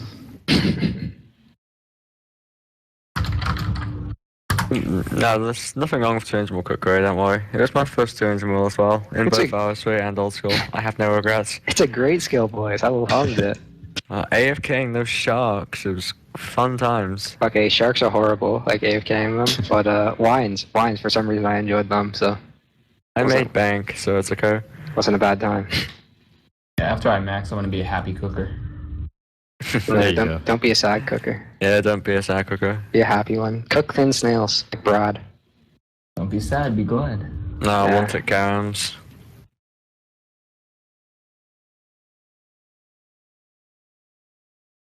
Something I never RS regret. I tried to hop worlds and now I can't log in. Oh. That's an up and coming regret right there. Okay, our next question is: should new high-level content be locked behind quests or other content that you must complete first to access it? Yeah, I like that. I wish Zalra was and like Wyverns. I wish there was just more things you needed to do to unlock high level skill and content. Like for example, in sailing, I know it didn't come out, but like that cave with all the good things in it and like a new best in the slot. Wasn't that like you only need like 50 something slang, something like that? So I think more things should like be locked behind quests or just high levels in general. Like should have to do more things. Like I kind of liked how the new red shin spot, the private spot, it takes a bit of effort to get to. Like you have to do quite a bit to unlock it. So I wish there's more things like that to just so more like just high level players can do it and not everyone in the community. If it's just high level content, I think most people, or if it's just high level content, then most of those people are gonna have like high quest points anyways, which kind of leads to them having all the requirements anyway. So if it's just a quest to lock the content, the quest is only gonna take at max like 2 or 3 hours. So I don't think it makes too much of a difference. But possible new quests. Well, yeah, but even a new quest is only going to take a few hours. Yeah, but If that. I personally think it's better if like they don't just drop it in and be like, oh, here you go. Just a new monsters here, and then Does that a bit more. Yeah, I'm not like a huge fan of lore, but yeah, sorry for cutting you off, Evan. Be like a quest series, kind of like RFD, where it requires a lot more than just one quest. Yeah, it's like I really like what RuneScape 3 did with Tormented Demons. Like you had to complete Wild Gothic Sleeve, which at the time was a quest cape. I thought was going to give you an actual incentive to do quests besides the lackluster rewards 9% of them have. This is a hard question for me to answer because it makes a lot of sense to me that like quests are like the prime way to unlock like a lot of high level stuff like Barrow's Gloves, but at the same time I hate quests with a passion. So like for example in RS2 I was 137 in combat and I didn't have Barrow's Gloves unlocked yet. I was killing Corp with a regen bracelet. I was killing Nex with Ceradom and Van braces. And I just hated questions so much that I just refused to get them. But at the same time, it makes sense. So I'm just gonna go with no though, because I hate quests. Oh, is it me now? Yep. Yes. I would say no, just because it kind of like pisses me off how I have to go and kill Kalfat Queen and wait for like the stupid RNG based drop of the Kalfat Queen head just so I can do mining efficiently. Like I don't know, a lot of it is like really annoying, and I don't like the completionist mindset too much. It's just kind of annoying that you have to be forced to do content when you want to do like other content. Like you have to be forced to do PVM in order to do scaling efficiently. I don't really like that. I'm not a big. I have like mixed feelings about quests, but I don't really think there should be quests unlocked behind that just for the people that don't enjoy that type of content. I think it should be more separated. I like when you have content locked behind quests because I feel like if you're at a high level but you haven't done any quests, you shouldn't get all new content just handed to you. I like giving people challenges and other stuff they have to complete before they can access the reward. So it creates a system of where you accomplish something additional to unlock a reward, whereas if you don't have any quest requirement, you're basically just given the reward. And I feel forcing high level players to complete quests makes them more well-rounded, which is a good thing in my opinion. At the same time, we don't have that much content in old school that's locked behind numerous quests. It's mostly just diary equipment, which you can mostly live without. So it's more RS3 where high level content like Alpha City is locked behind numerous quests.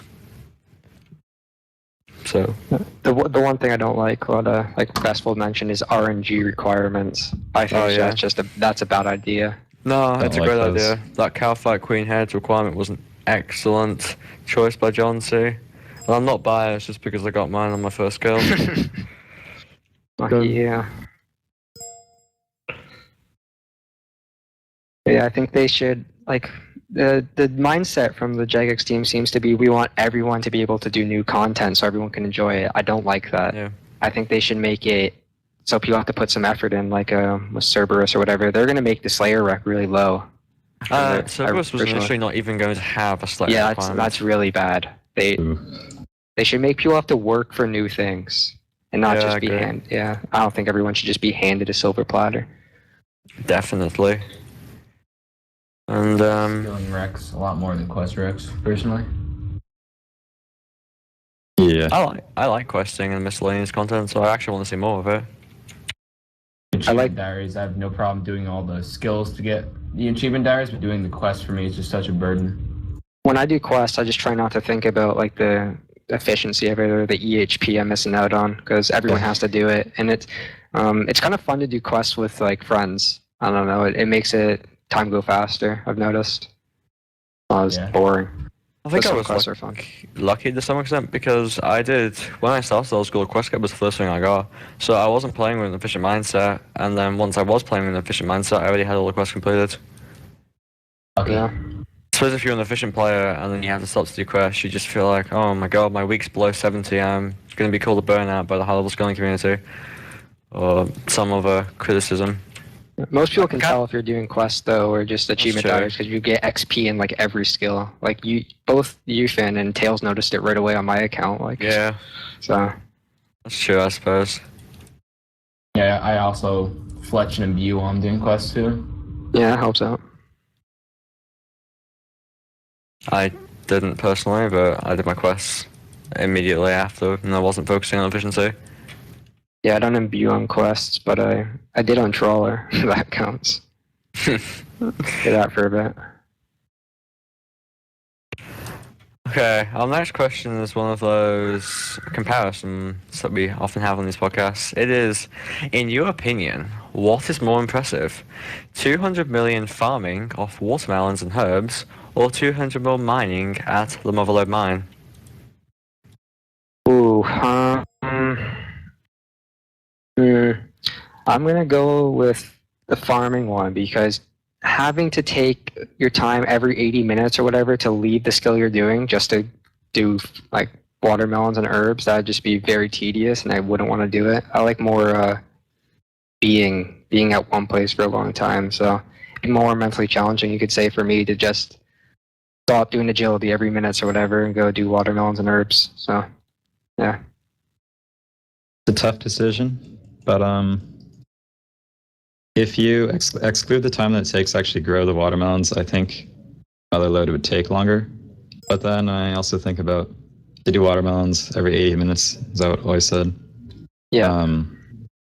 You'd have to kind of plan your entire day around that to maximize your XP. While if you just did mining, you could just put in the hours, just play as much as you could, not really worry about it. But I think farming would be harder, more impressive. I would definitely say that MLM is more impressive because it takes a lot more than just doing watermelons every 80 minutes. Like overall, that really isn't that much time that you're putting into it compared to MLM, which is a little under 50k an hour. It's like 4k hours, a shit ton of hours. I would say farming watermelons is a lot more impressive than MLM, just because it's a lot of hours, I think, to do watermelons. I don't know how much XP they give exactly because I've never done them, but I can't imagine they'd be even comparable to magic trees. I really like Braun's answer. I think that personally the tuna farming with watermelons and herbs would probably be harder for me personally. But I also feel that I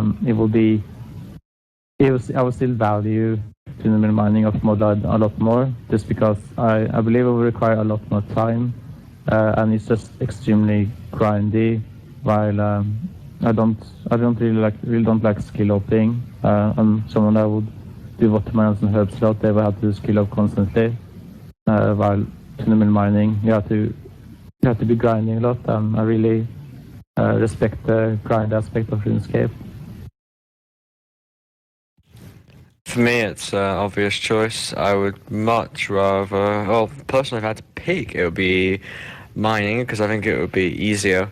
And thus, I believe that 200 more farming of watermelons and herbs is more impressive. Even, there's a number of reasons. First of all, mining, it's about 4.5k hours in the motherlode, I think. That could technically be accomplished in a single year. But if you're going to do 200 more farming of watermelons and herbs, I don't believe that's even possible in a calendar year. So the time requirement for farming is greater. Farming is something you can't train consistently, even if you're doing watermelons and herbs. So you've got to drop what you're doing every 70 or 80 minutes. Whereas with mining, you can sit there until the end of time and get your 200 mil. The whole idea of doing farming consistently for that length of time and spending so much time on farming for really relatively mediocre gains, I think that would be very difficult. And if you want to maximize your farming XP, like you can't log in or out at certain times and stuff. Like, Yeah. It's just like think about how long motherlode would take. It's going to take you like 4K hours. Like that's a lot of hours, and I guarantee you it wouldn't take you nearly as many hours like doing it compared to watermelons and herbs. No. It's just I don't know. It's just so many hours. Like with motherlode, it's hard to say that just doing watermelons and herbs would be better than that.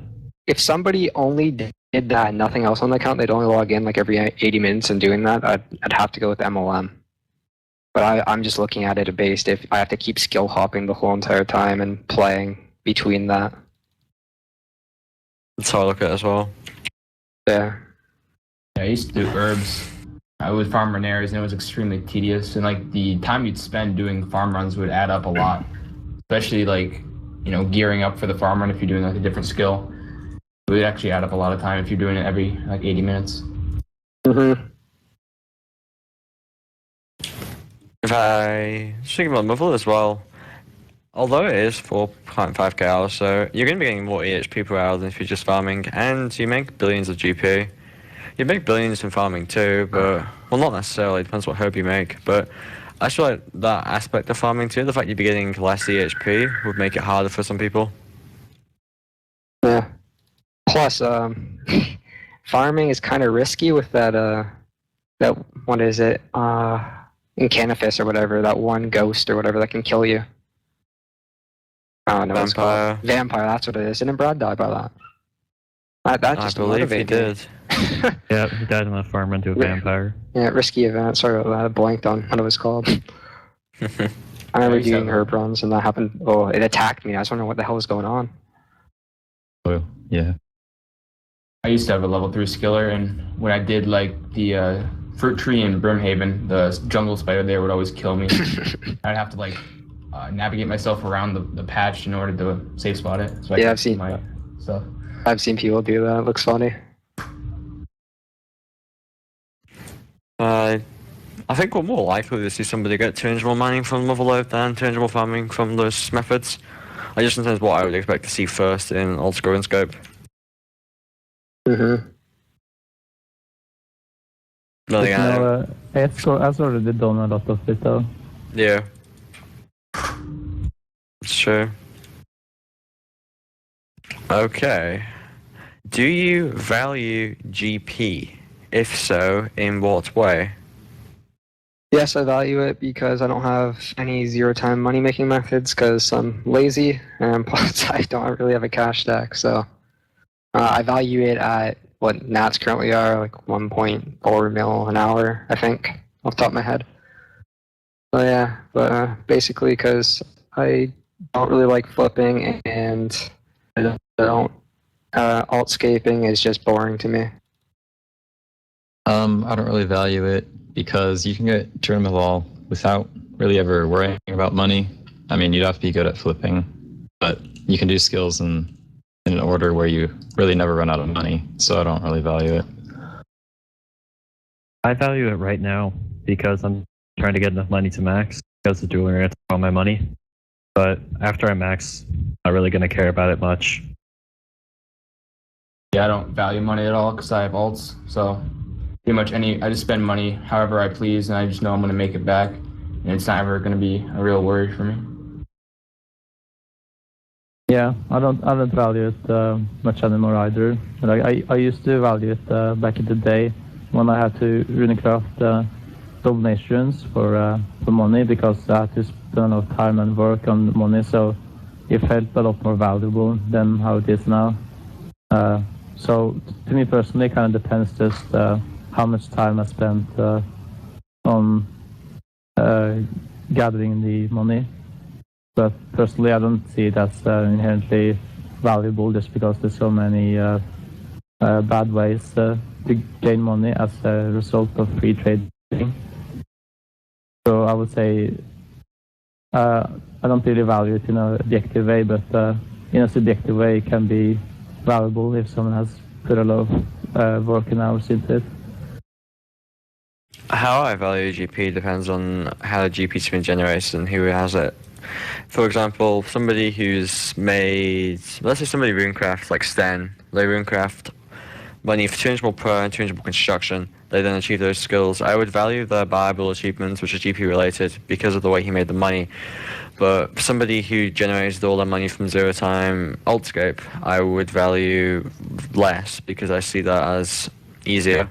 I value flipping related achievements because even though flipping is zero time, I believe flipping requires a degree of intelligence and skill that makes it it's not a zero time method that everybody could do, whereas I feel anyone can use an alt. So I value GP to some extent. It just depends on the individual and the circumstances. Someone stakes for your money, or if someone stakes for their money, do you value that? Well, not really, because they haven't earned it, but at the same time, they did risk it. So there was two possible outcomes. They could have either got cleaned or they got rich. So I wouldn't value it highly, but I suppose I don't really know what I think. The reason I don't value fixed stack staking at all is that I really don't like RNG-based things because it makes money into something that's unfair, and I don't really PVM like then. it. Somebody who gets lucky at Corp and gets a license sigil on their first skill. Yeah, that's really impressive either, especially if they go into their like 10th skill or whatever at Corp and then they get like an license 800 mil. Then obviously that money isn't very impressive because they barely put any work into it. And it's also unfair, and that's another aspect of it I really don't like. I think that it's good when people put in the same amount of work for the money. That's true. Essentially for me, it comes down to how they made the money. I think that's the case for most of us. We'll value somebody's GP-related achievements more if they made the money through a method that we deem to be more effort.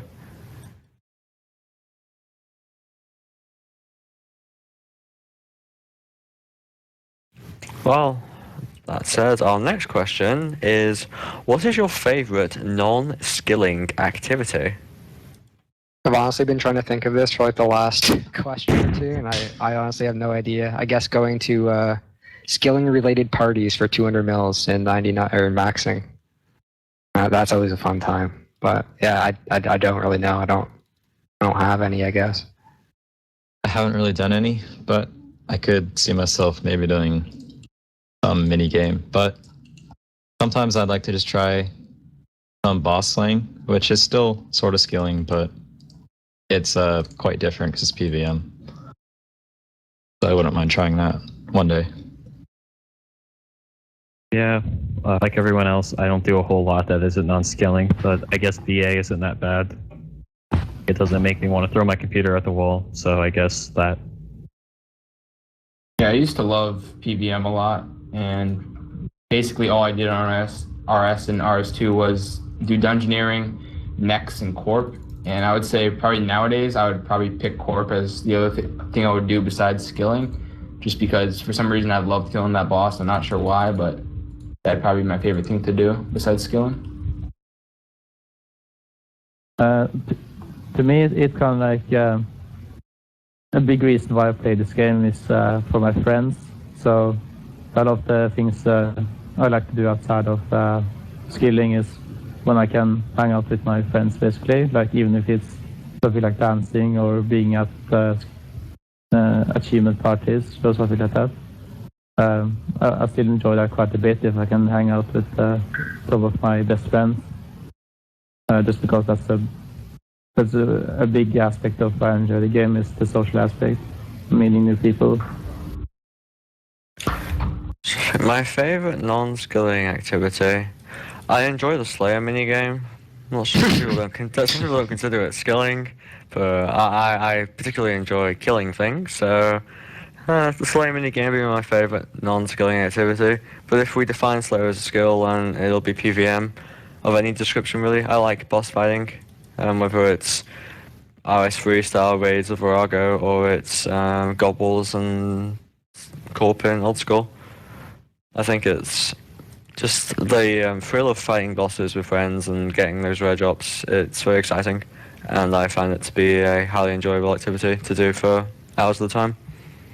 Also a nice break from the grind. I actually kind of thought of one when you guys were talking. When I came back, I think it was like the first day or something, Brad, Vior, Jicklin, and I went on like an exploration event up past Relica and stuff. It went to like the Giant Eagle, and that was a fun time. I've never been there before, so it was kind of interesting flying and stuff. Brad couldn't see the eagle though, so that's one thing. We had to take pictures where it was. I thought that was exploration. Exploration is your favorite non-skilling activity? Oh yeah, it's great times. All right. It actually was kind of fun.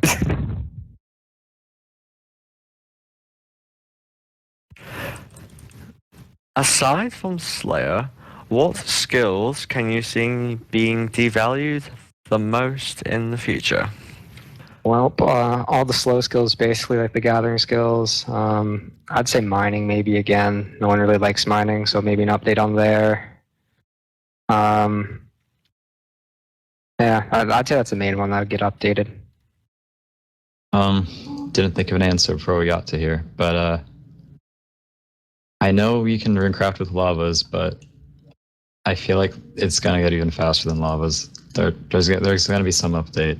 It's gonna happen. On Zaya. There's Possibly. going to be some sort of ZMA equivalent that's going to make runecrafting valued. There's probably going to be some sort of new agility cores on Zaya, or some that increase XP, maybe passive XP. Yeah, I'm with Ray and Bound on this one. I would probably say RC would be devalued the most, and I also think fishing will be devalued as well. I don't know. That's a hunch. Why is that? No particular reason. I just feel like it will be. I really hate like speculating on which skills are going to get devalued, especially at like a efficiency mindset, because then it kind of makes you force yourself to only do certain skills that you think are least likely to get devalued or whatever. So I really don't like playing towards that kind of mentality. But as for which skills other than Slayer really devalued, I'm not really sure. I don't really think skills would get devalued that much compared to RuneScape 3. So I just think community is very different, and the JMods are very different, and how everything works is very different. So obviously, I think the slow skills are the most likely to get devalued. There seems to be more potential there for new updates. But as for, I don't really have anything in specific that I think we could devalued. I think, like everybody else has said, slow skills have got the greatest potential to be devalued because a change to a slow skill changes the number of hours 200 more than it does for a fast skill, because slower skills are slower, hence their name. I don't think fishing is going to get changed anytime soon because the agility and jump XP from Barbarian enhances how efficient Barbarian fishing already is. However, I think woodcutting is a skill that could potentially get devalued because I have seen community interest in Arctic pines, and that would obviously raise woodcutting EHP and woodcutting XP per hour. So I think woodcutting could get devalued with Arctic Pines. I feel we might see a new mining method at some point. I know motherlode is the alternative to granite, but most players still dislike mining on the whole.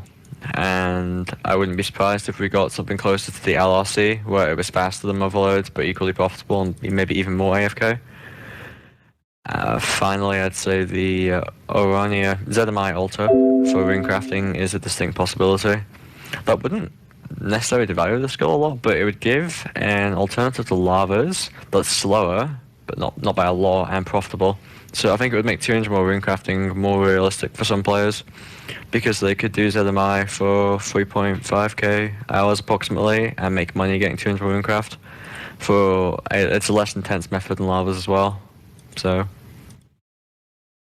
yeah, one thing I forgot to mention is Hunter's probably going to get devalued because community has expressed interest and the Jagex mods have expressed interest in making a little snakeling that's like huntable that gives these aura skills.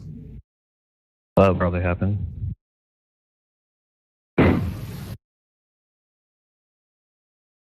I think about ZMI as well is it exists in the archive, so it wouldn't be difficult for the JMods to add it to the game. Sorry, but what's the XP rate on ZMI again? No, I think it's around 60k absolute max efficiency. I'm not sure if you can get that in old school though, because there's no familiars. Yeah, so lavas are still faster, but Just ZMI harder. is profitable.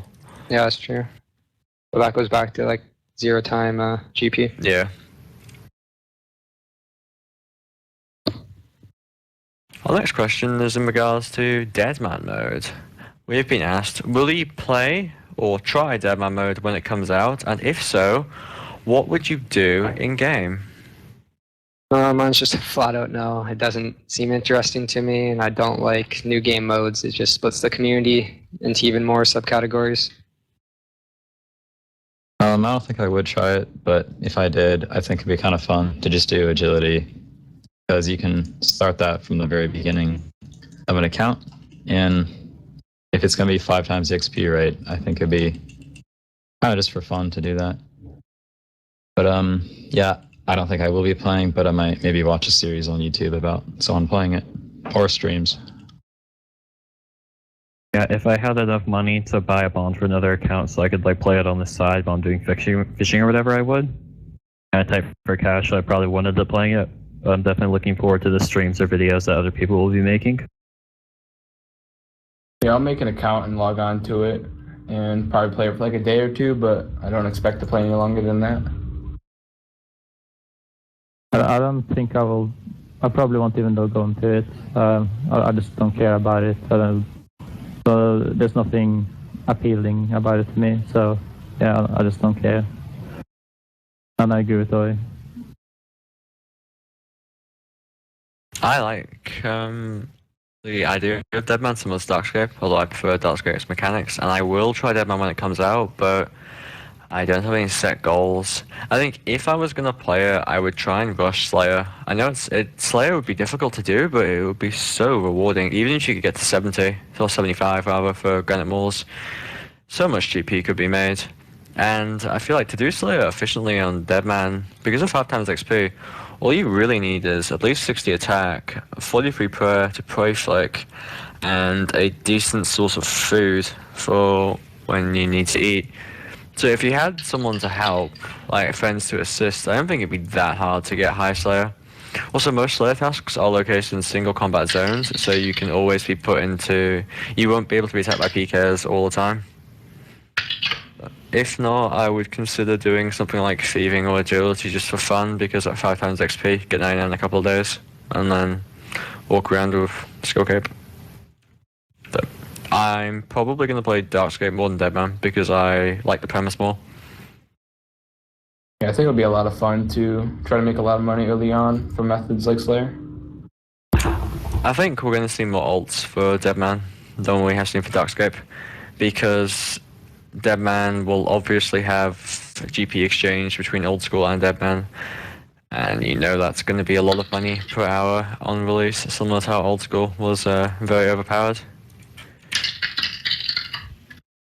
I think top players will certainly make Deadman alts,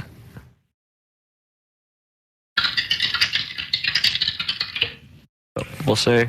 It comes out middle of October, from what I've been told, and there'll be a demo or beta at Runefest. Yeah, we'll see when it actually gets put out. I'm thinking more like November, but Well, they said they couldn't release it until the server problems are fixed, which, as we've seen based on the past couple of days, the servers are not yet satisfactory. I mean, can you imagine a server DC when playing Deadman? You could lose so much progress, and a situation that's totally out of control. Well, I was seeing earlier today, I saw some dude that was skulled and filled the rock die at Camelot because of the DC. Pretty funny. I suffered a death in Darkscape yesterday due to the DCs as well. PK attacked me, we both DC'd, but he got his connection back sooner. It's rather frustrating, but in Deadman that would be more punishing. Yeah, I haven't DC'd at all. I've been playing RS3 the past weekend for double XP, and I haven't DC'd at all. I haven't DC'd in the main game either. It's I've been just on old PvP school worlds in a lot. Darkscape. At the moment, I can't even runecraft because it's just DCs every 10 minutes. I think Deadman will be popular the first couple of days, but I expect the hype to die down more quickly than it did for old school, because I don't know, how many people actually want to play a game where sure you get 5 times XP, but you lose half your XP if you die, and it's going to be PvP oriented primarily. I don't think max total or anything is going to be realistic, because a single death could set you back hundreds of hours. That'd be demotivating for a lot of people. Yeah. it's just Imagine a 200 mil sliced in half. There's going to be there's going to be overpowered mechanics like low-level magic being stronger than everything else, or players using crystal bows. Any kind of players will abuse what they can to get an advantage over each other, and I just feel like Deadman will descend into a kind of a chaotic game that's not a whole lot of fun to play because it's so difficult to progress. yeah, it's just not like Deadman mode isn't like RuneScape. Like RuneScape is a time where you put in a ton of hours, but your hours can't be taken away, and Yeah. Deadman they can. So that's why it's going to be done in 2 months. Well, traditionally, kind of a tenet of RuneScape was that once you gained XP, as long as you didn't boss it, you would always keep that XP. So you always had your stats. Even if you got hacked, you'd still have your stats. In Deadman, you could lose your stats. So... Yeah, like a lot of people rage quit in the main game from like losing their bank from staking. Like it's gonna be so much more if you lose all your skills from from playing. Imagine getting 85 Slayer and somehow you die and you don't protect your Slayer and now you're 78. Have fun getting back to 85. There's just so many things about that don't appeal to me. It's just like imagine when somebody just like gets some insane stack on you where they like barrage you and hit you with AGS and you're just like dead and you can do nothing about it. Yeah. Get back 200 hours, like you're not going to continue playing.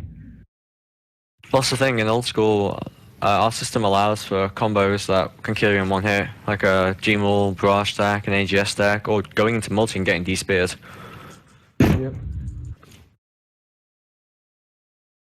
Yeah, and isn't your bank going to be like rated by the person that killed you? And you lose the I think you lose the 28 most valuable items in your bank, or was it the 14? You lose a bunch of valuable items from the bank God. too. Yeah, it's not going to. People aren't going to play it for a large amount of time. This I'm could be not DDoS day one, I bet. Oh yeah. I'm quite a dedicated player, but I don't know if I could I don't know if I got decent stats in Deadman and I died to some annoying mechanic and I lost my bank and my stats. I don't know if I could continue playing. I'd be so demotivated. How many stats do you keep? 3? You keep 5, Two 2 of which can combats. be combat, 3 non-combat. Alright. So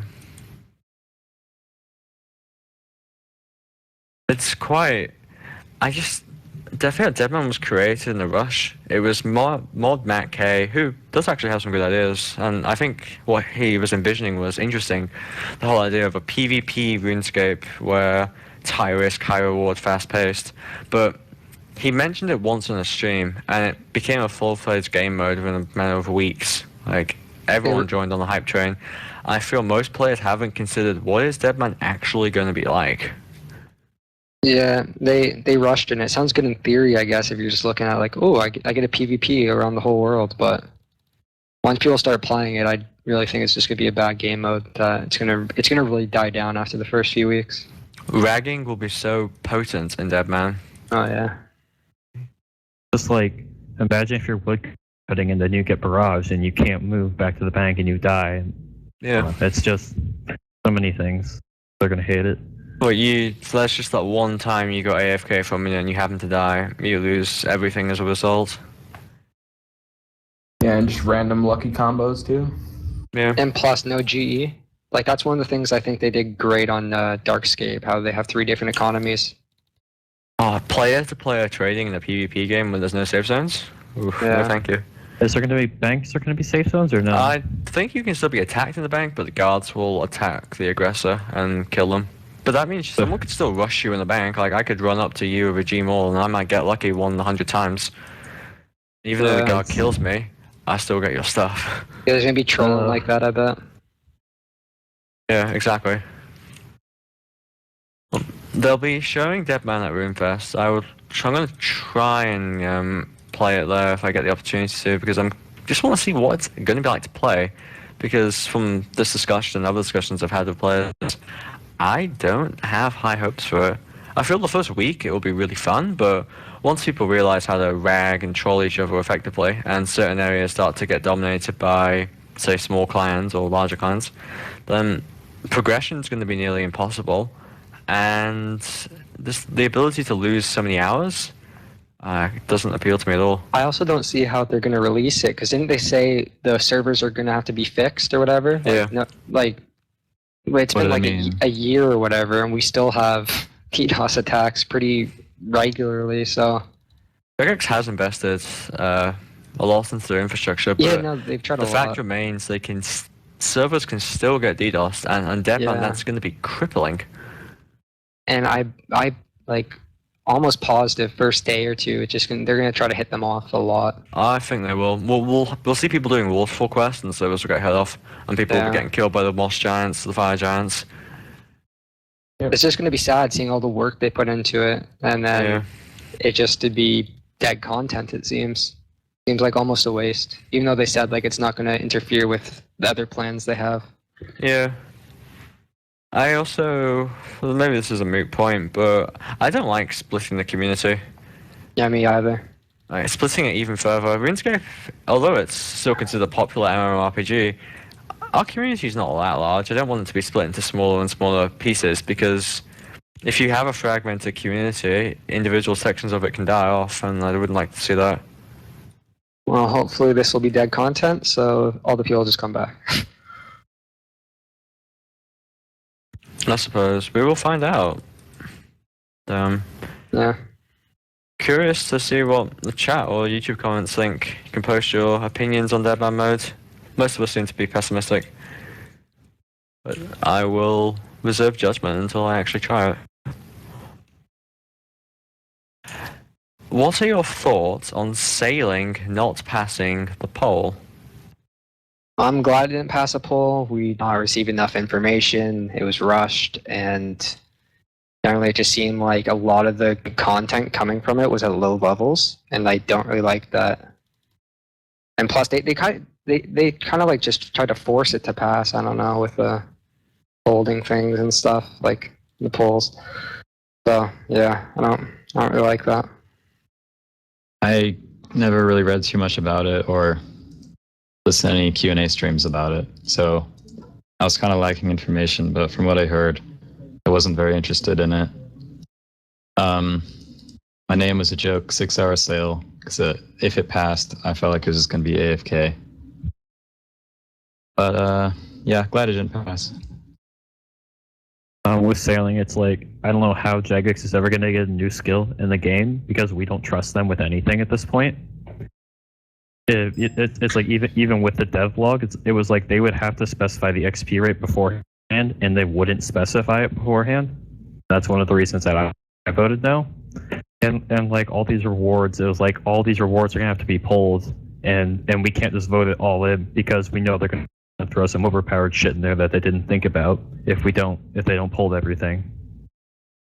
Just I mean, Jagex has put themselves between a rock and a hard place, because no one trusts them enough to give them free reign on a skill, so they're gonna have to pull every single little aspect of said skill. Am I glad it didn't pass? I guess so. Yeah, because it needs to be even more detailed than it was. Because there was a long devlog about it, but it still wasn't detailed enough for me. I'm a bit disappointed that it didn't pass because I was looking forward to training a new skill that was in some ways similar to dungeoneering because I love dungeoneering so much, and I would love training another skill like that to like 200 mil, especially if it was like a slow skill that would take a long time and you couldn't complete it really quick. But I understand why it failed because, you know, they didn't give a lot of information on the methods and stuff, and they worded things incorrectly in a lot of places. Like in one of the dev blogs, they kind of described sailing to be like farming basically, or like construction, which I think turned a lot of people off, even though they tried to like recuperate afterwards. Yeah, I agree that they didn't really give enough information about it, but I also feel like it could have a lot of potential to have a lot of really fun content. I was really interested in the exploration part and sailing part, where you sail around the sea, and then you might meet randomly generated islands where you can explore new dungeons or something like that, randomly generated dungeons. I think there could be like a lot of similarities with what's it called again? The sailing minigame in RuneScape 3. Ports was it? I think it could be like kind of like a combination of ports and dungeoneering, which kind of sounds interesting and fun to me. But I also didn't really trust the emote team to do it properly, so I didn't really mind too much that it didn't pass. But I think it also could have been potentially fun. I think I was disappointed that sailing didn't pass. I voted for it, even though we hadn't received enough information for me to make an informed decision about how I felt about the XP. However, I felt the skill had potential. They were clearly trying to incorporate a random aspect to it, similar to dungeoneering. And there were going to be team and solo aspects, but solo would be the same XP, so you wouldn't be forced to team with players. But you could team with players if you wanted to. It just sounded all around quite fun and different to existing skills.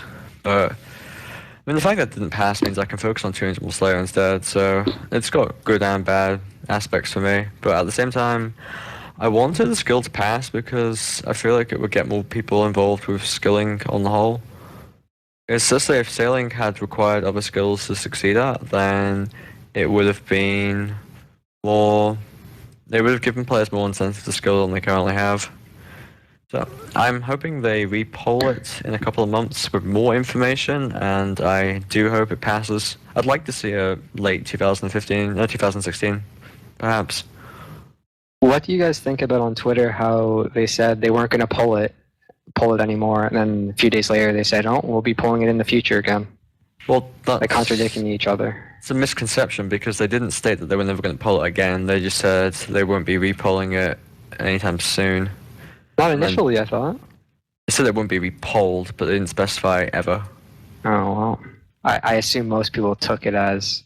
It was Ronan who said on Reddit that it won't be repolled, and it was John C. on Twitter who said, we haven't heard the last of sailing. So I think they're going to give it another try, maybe 4 months, early 2016, maybe around when Zaya comes out, because they said Zaya's Q1 2016.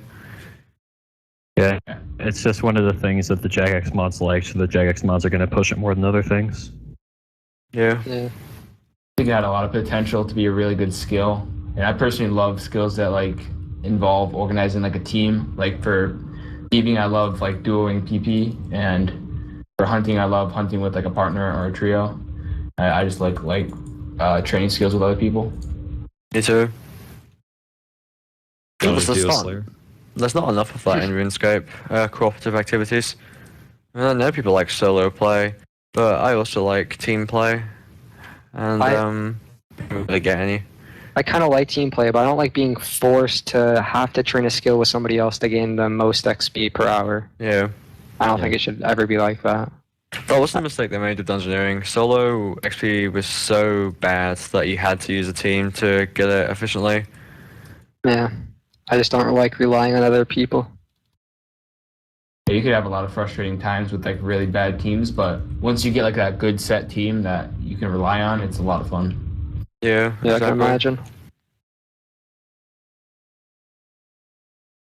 Like skills where you've got to cooperate with other players, bring the community closer together as well. A whole community formed around the dungeoneering skill, and that community endured until the EOC, and it's still around today, even 5 years after dungeoneering originally came out. People still go for record floors and such. So if sailing had been similar to dungeoneering, but maybe not exactly the same, I think we would have seen a similar community. It's good for the game. Especially establishing certain roles, like having a keyer and like even like leeches that would and people can make money.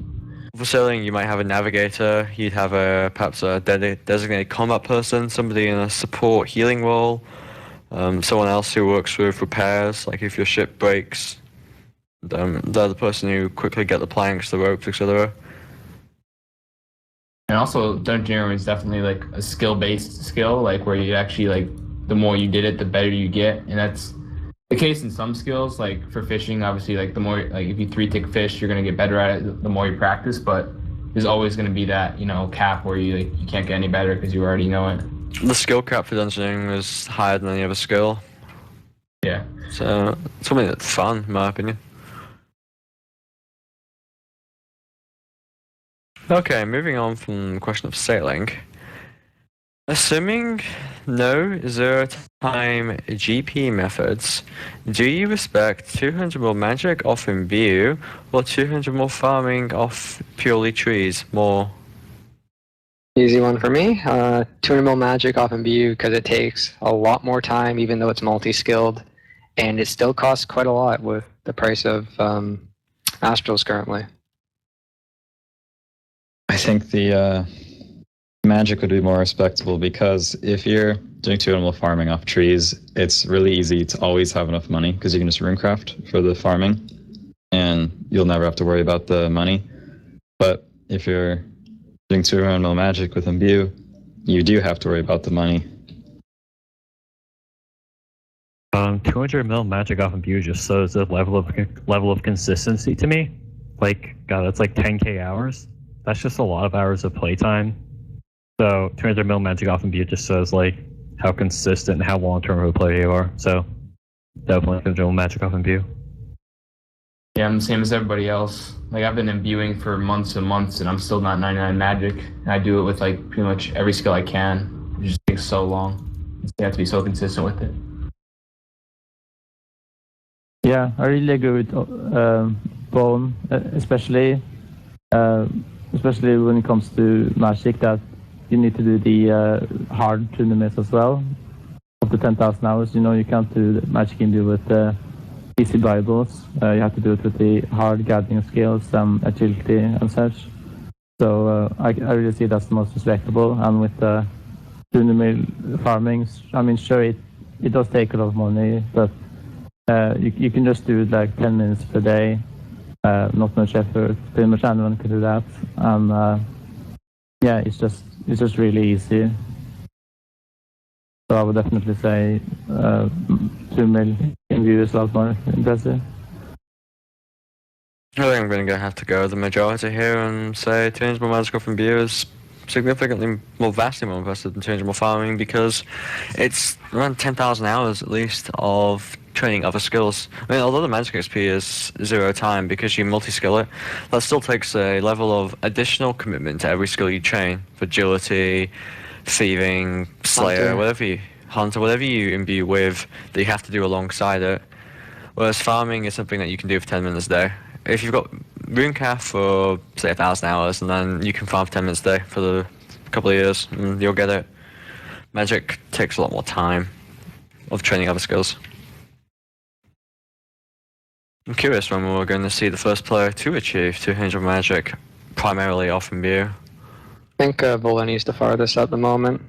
Yeah. Like 66 mil or something. Impressive. Very much so.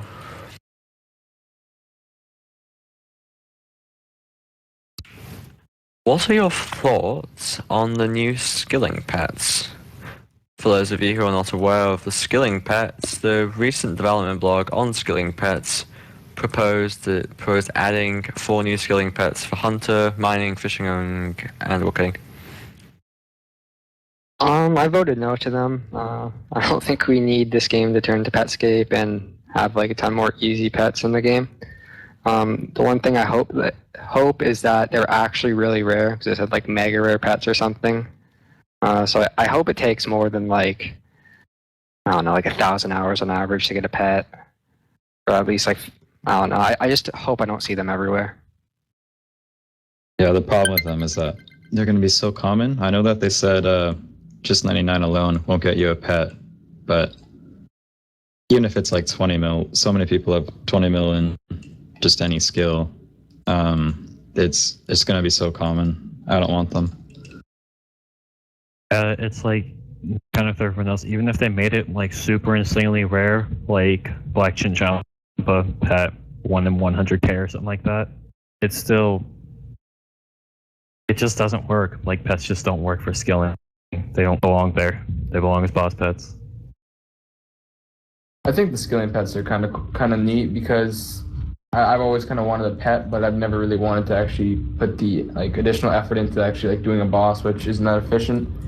And with the skilling pets, I can actually get like a pet to follow me around, and I don't have to waste XP for it. I think it's kind of cool. I didn't really expect it to actually come into the game because it's just kind of, it seems like a silly idea to me, but I'm pretty happy about it.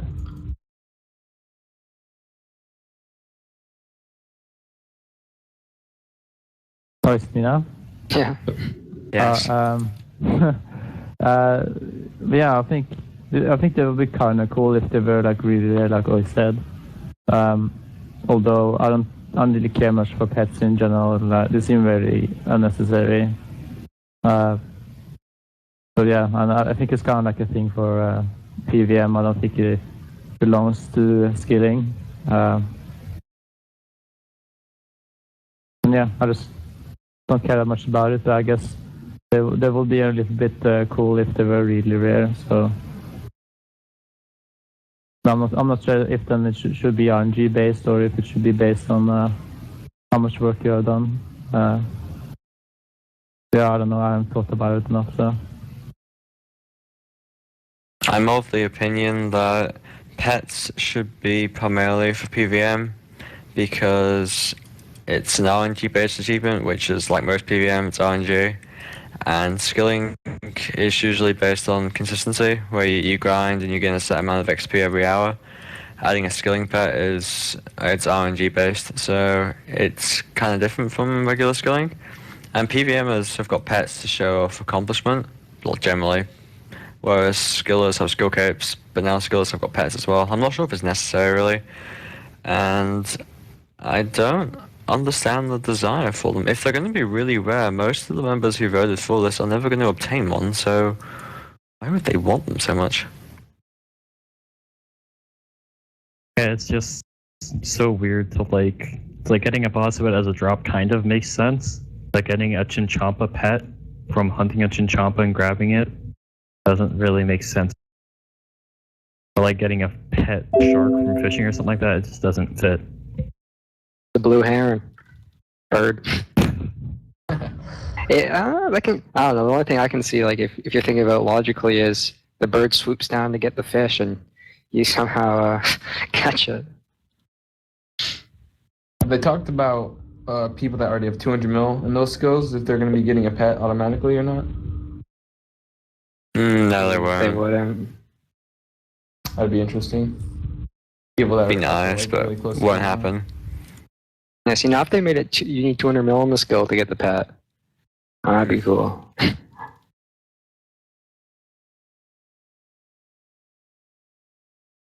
No, mixed feelings about skilling pets. I voted against them, but they've passed by quite a lot, so we'll see.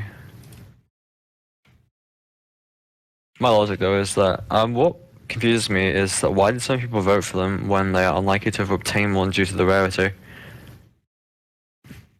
Just because if you look at the number of players who have got, say, 30 mil plus hunter, fishing, walking, or mining, it's very few.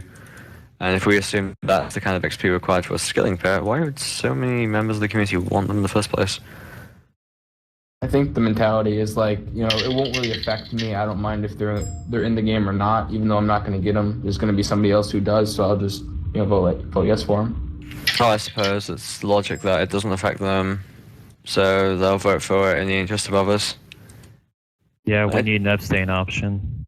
Because Yeah, so many people don't care about it, I guarantee you. Yeah, I really don't. I don't mind that much. I just didn't see them as necessary, and I thought that pets should be PvM related. Oh well. Okay, our next question related to skilling again is: what are your thoughts on this skill cape perks development blog? Don't like it. I vote a no again. One thing I noticed is it's going to be very good for level 3 skillers, it seems. Give them an advantage with things they can't do. But, yeah, I don't really have much of an opinion on it. I guess some of the rewards are kind of cool, but yeah, not much to say about it. I like some of the rewards, but a lot of them are pretty silly. Like for the fletching cape, you find a knife in your cape. Like that's not very useful. You need to nerf that. Yep. I mean, maybe you're gonna drop your fish when, or not your fish. You're gonna drop your knife when 3-tick fishing, and you can't pick it up because it's covered with fish. And maybe you gotta wear a fletching cape when you're 3-tick fishing now. Yeah, I feel like a lot of them are actually somewhat decent.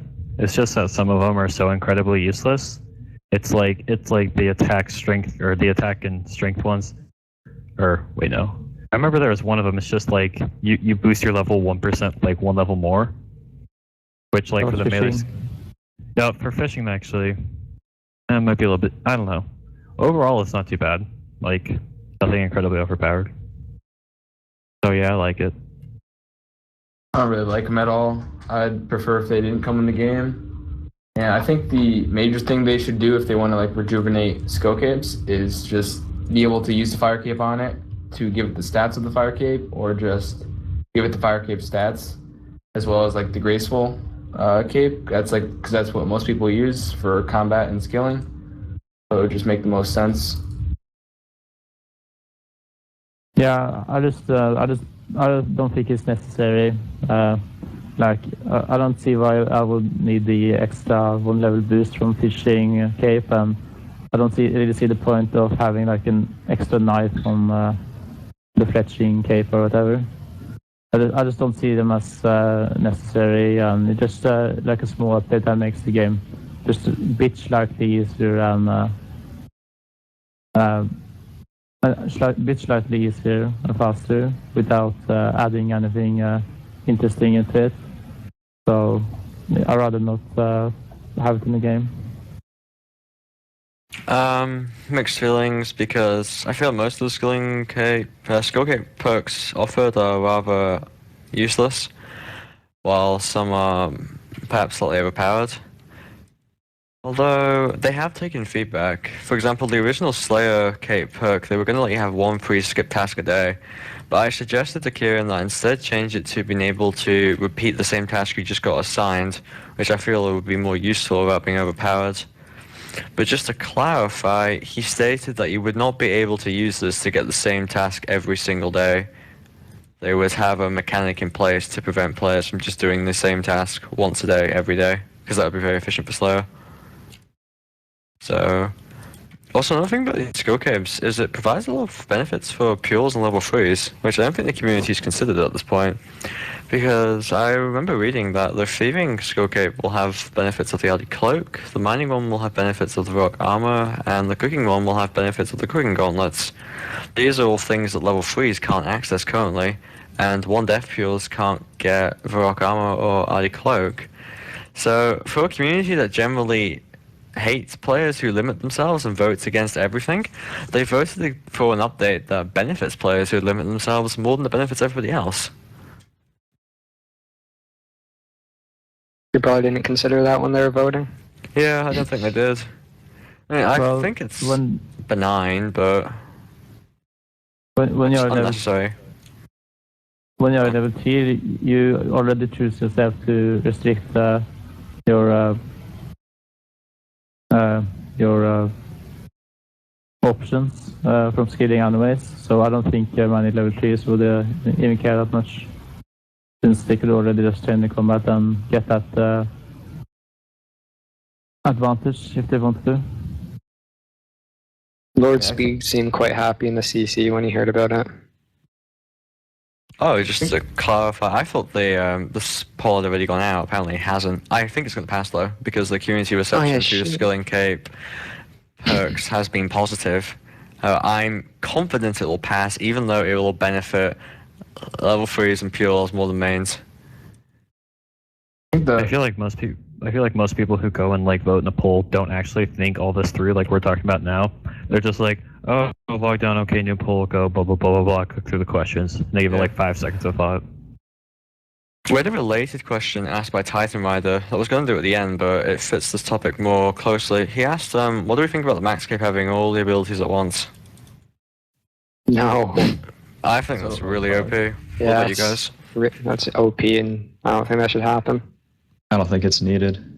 It doesn't have the stats of a fire cape. It shouldn't have that. Yeah. Right. Well, I'm down for it because I'll be max soon, so sure. If we somehow get this on a max cape, but we don't get the fire cape bonuses, that's kind of absurd. I want this fire helps cape more. bonuses more. Well, this helps a lot for PVM because you get wrench, double HP restoration, better defensive stats, accumulator, etc. But it'd be better if max people got fire stats because then it'd be best in slot for Slayer. Which is what most people want, I think. So.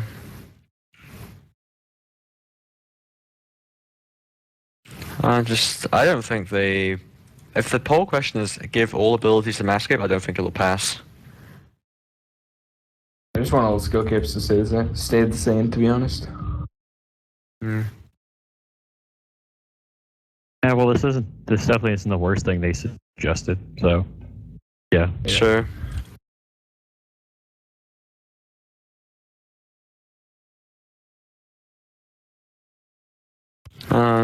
Curious to see what percentages we'll see. As I said, I'm almost certain the Skilling Cape perks themselves will pass, but the Max Cape one won't.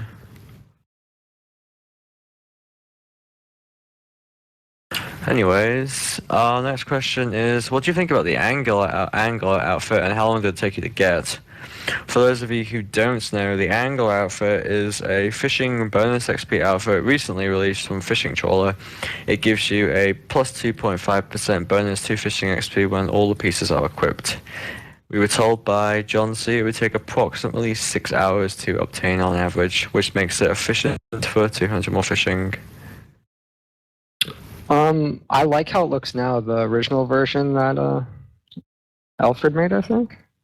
Looked quite bad, but this looks a lot better. I took advice from the community, so I like that.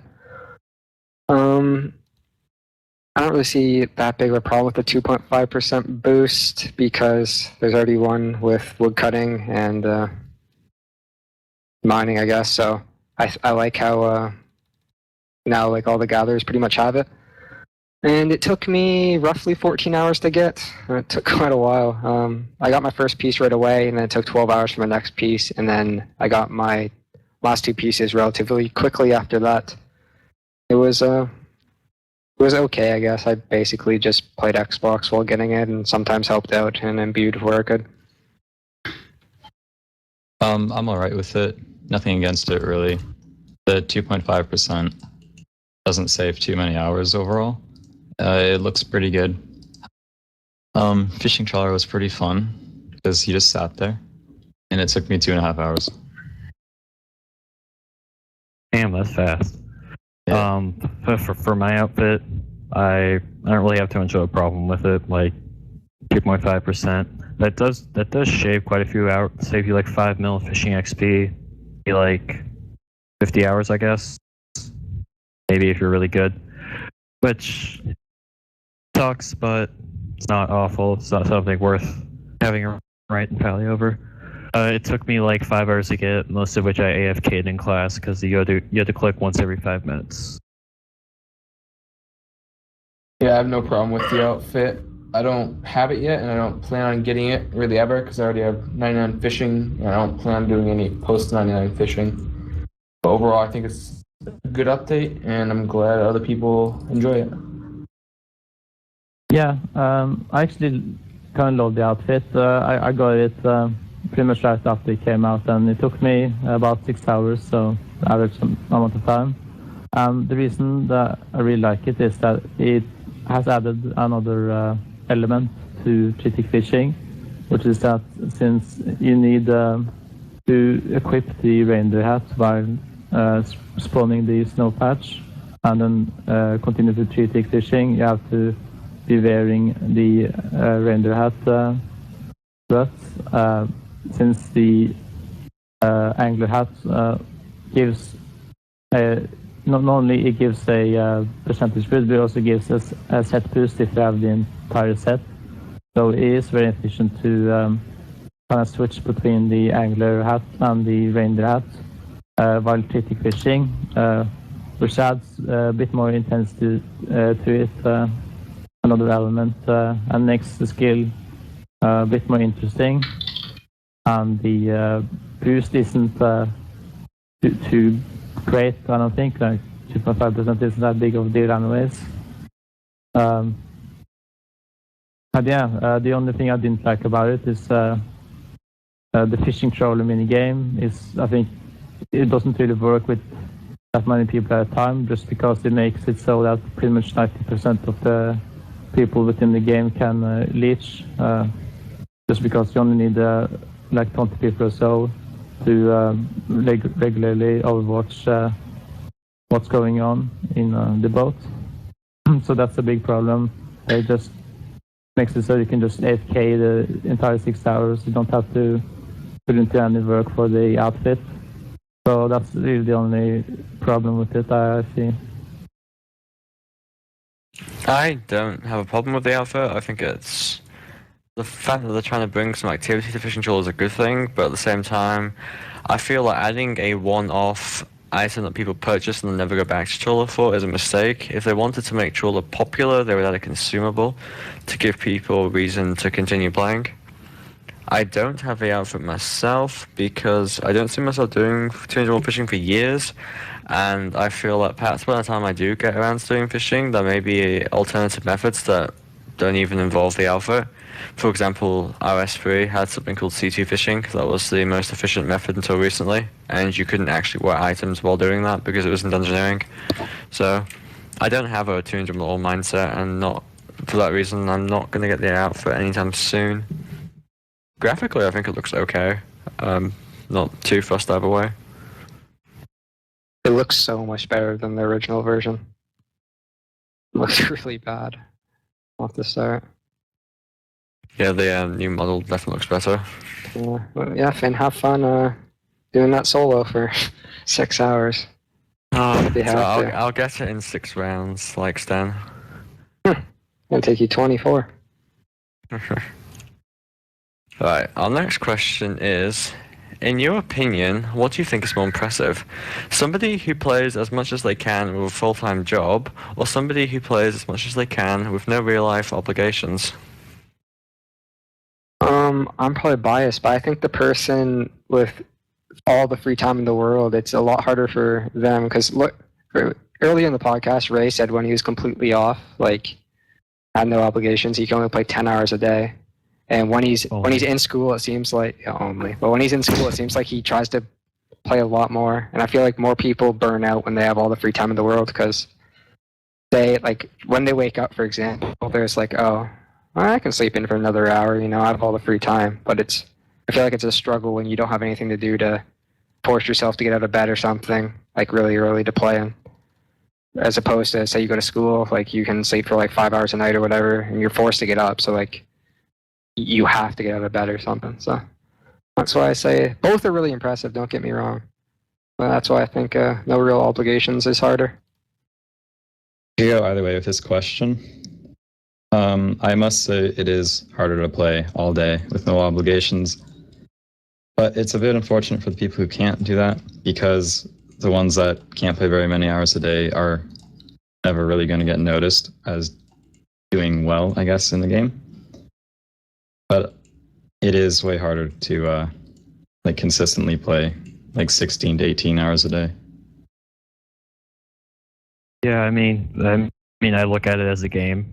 If you're getting more XP than someone else, like if you have no obligations, you're getting more XP than someone else. It's obviously more impressive. So It's definitely the person with no real life obligations because they're gaining more XP, they're getting more levels, getting more HP, so they're doing more in the game. So, if from a perspective of looking at the game, it's more impressive for the person who has no obligations.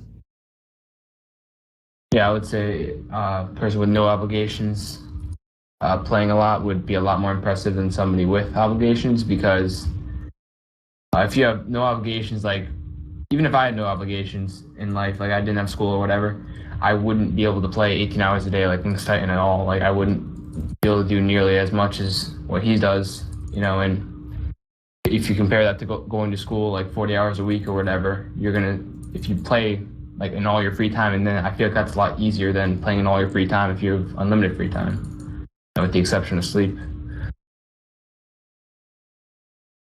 Yeah, I definitely agree with everyone else.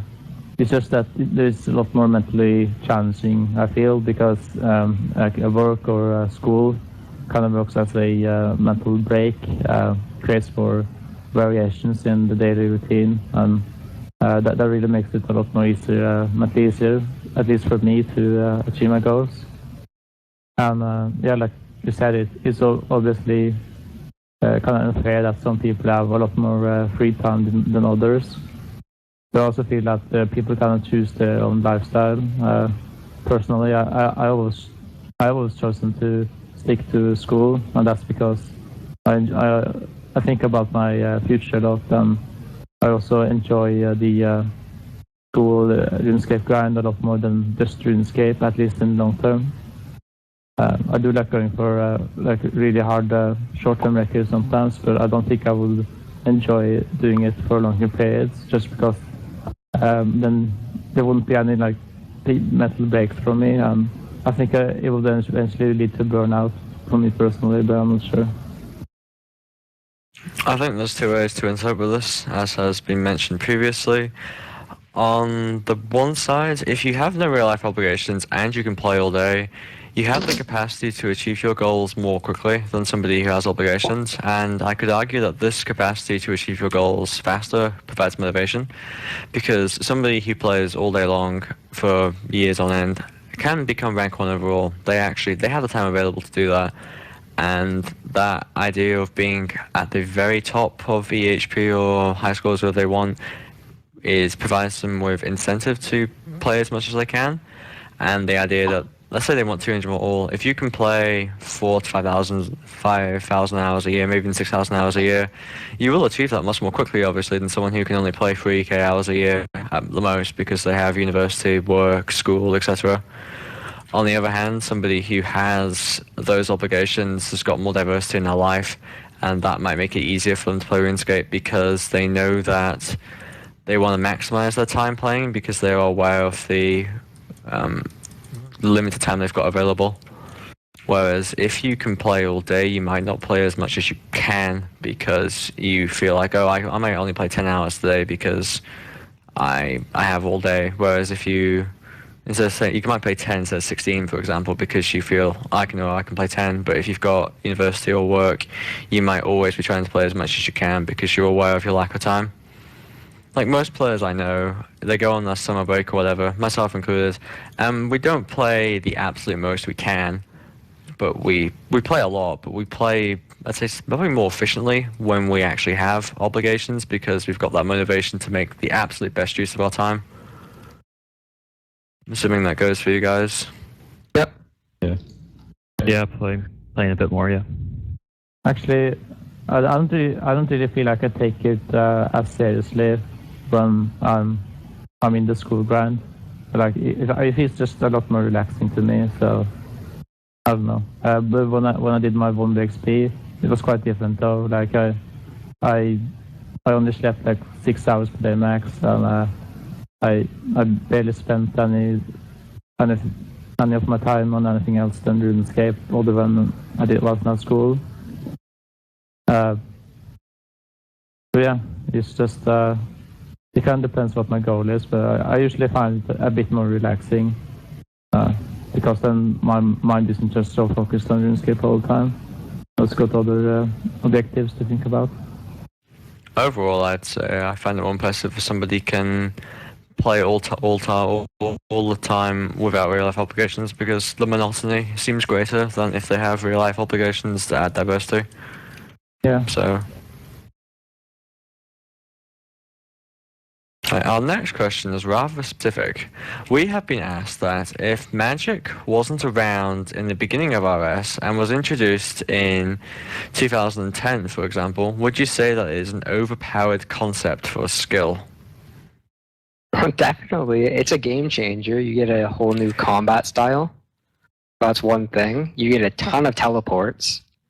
Because there wouldn't be teleports, I guess, before, since you need kind of magic for that. And then you get a whole variety of things, like for farming it'd make it easier, you have fertile soil and all that. I'd say it's really overpowered, just the vast amount of things you get from it. Like the big one I'd say is teleports, which is just amazing. And imbue. So you get the whole skill is pretty much no time. Yeah, it affects like 1/4 of all the skills, and that's pretty major. Because a lot of the magic stuff is incorporated with other parts of the game. It's not just like a single skill. So if it was added later, I don't even know if it would pass because it changes the game so much. Can you imagine how few people would be skill hopping? Because if you wanted to go woodcut wherever for Crown J, you'd have to walk all the way there. Like, and there'd be no jewelry that could teleport you anywhere. So like on barbarian fishing right now, if I wanted to go cut teaks, I'd have to fucking walk to Port's Rim to take the boat to Karamja, then walk all the way to Taiba Wani. That would suck. Crafting would take a long time. Oh, Yeah, it's very overpowered. Yeah, Magic's definitely an overpowered skill, and not even just in the like high level aspect of the game, also like in the low level aspect, like some of the beginner quests, like Holy Grail, like you fight he's over a level 100, I believe, the Black Titan, and normally fighting that boss, like if you without flinching and stuff, like with melee, would be really like pretty much impossible to do at like such a low combat. But like safe spotting it with Magic and a bunch of other quest bosses with Magic makes it the early game a lot easier and allows you to save not a whole lot of time, but a decent amount of time for like a low level game to be able to do that early on and not have to actually get your stats up to do those early quests that give you a ton of combat XP. Yeah, I pretty much agree with everyone else, especially Oi, so I don't really have that much more to say about it currently. I think Avatar Evan raised an excellent point about Magic. As a skill, it accelerates the low-level game significantly because you can safe spot monsters. You have a high max hit at low level, and your accuracy is high because most monsters in this game use melee, and most low-level quest monsters are rather weak to magic. So as a result, you can do quests like Grand Tree, Tree Nim Village, etc. at much lower level combat than the developers originally intended, I think. But yeah, as a skill, it gives you a new combat style, but it also gives you a lot of skilling-related items. I think if it was introduced now as a possible new skill, it would pass ball. They'd want to split it into 2 or more skills. Most of our skills wouldn't pass a poll. Yeah, I think it's actually probably true for any skill other than Slayer. I think Slayer would still pass ball. Yeah. Being able to freeze another player like in the wilderness with ice barrage just like seems like such an overpowered concept. Being able to recoil damage, another big one for PvP. Kelly block. Being able to teleport and then being able to stop other players from teleporting. Yeah. Yeah. It's the skill that affects the most others for sure. Alright, our next question is, what are your opinions on boosting minigames? In this context, we're referring to boosting, say, Castle Wars, which is currently taking place. How do you guys feel about such boosting? I don't really like it. I don't really see the point in doing it because you don't get anything out of it. So, what's the point in having like a cool cosmetic thing? That doesn't even look that good, but yeah, that's my take on it. It doesn't really bother me at the end of the day. Not something I do though, really. I don't really think there's anything wrong with it because the mini games that you can leech off of, you're not really going to get anything too important that can like affect your gameplay compared to other people. Like it's not going to give you an advantage.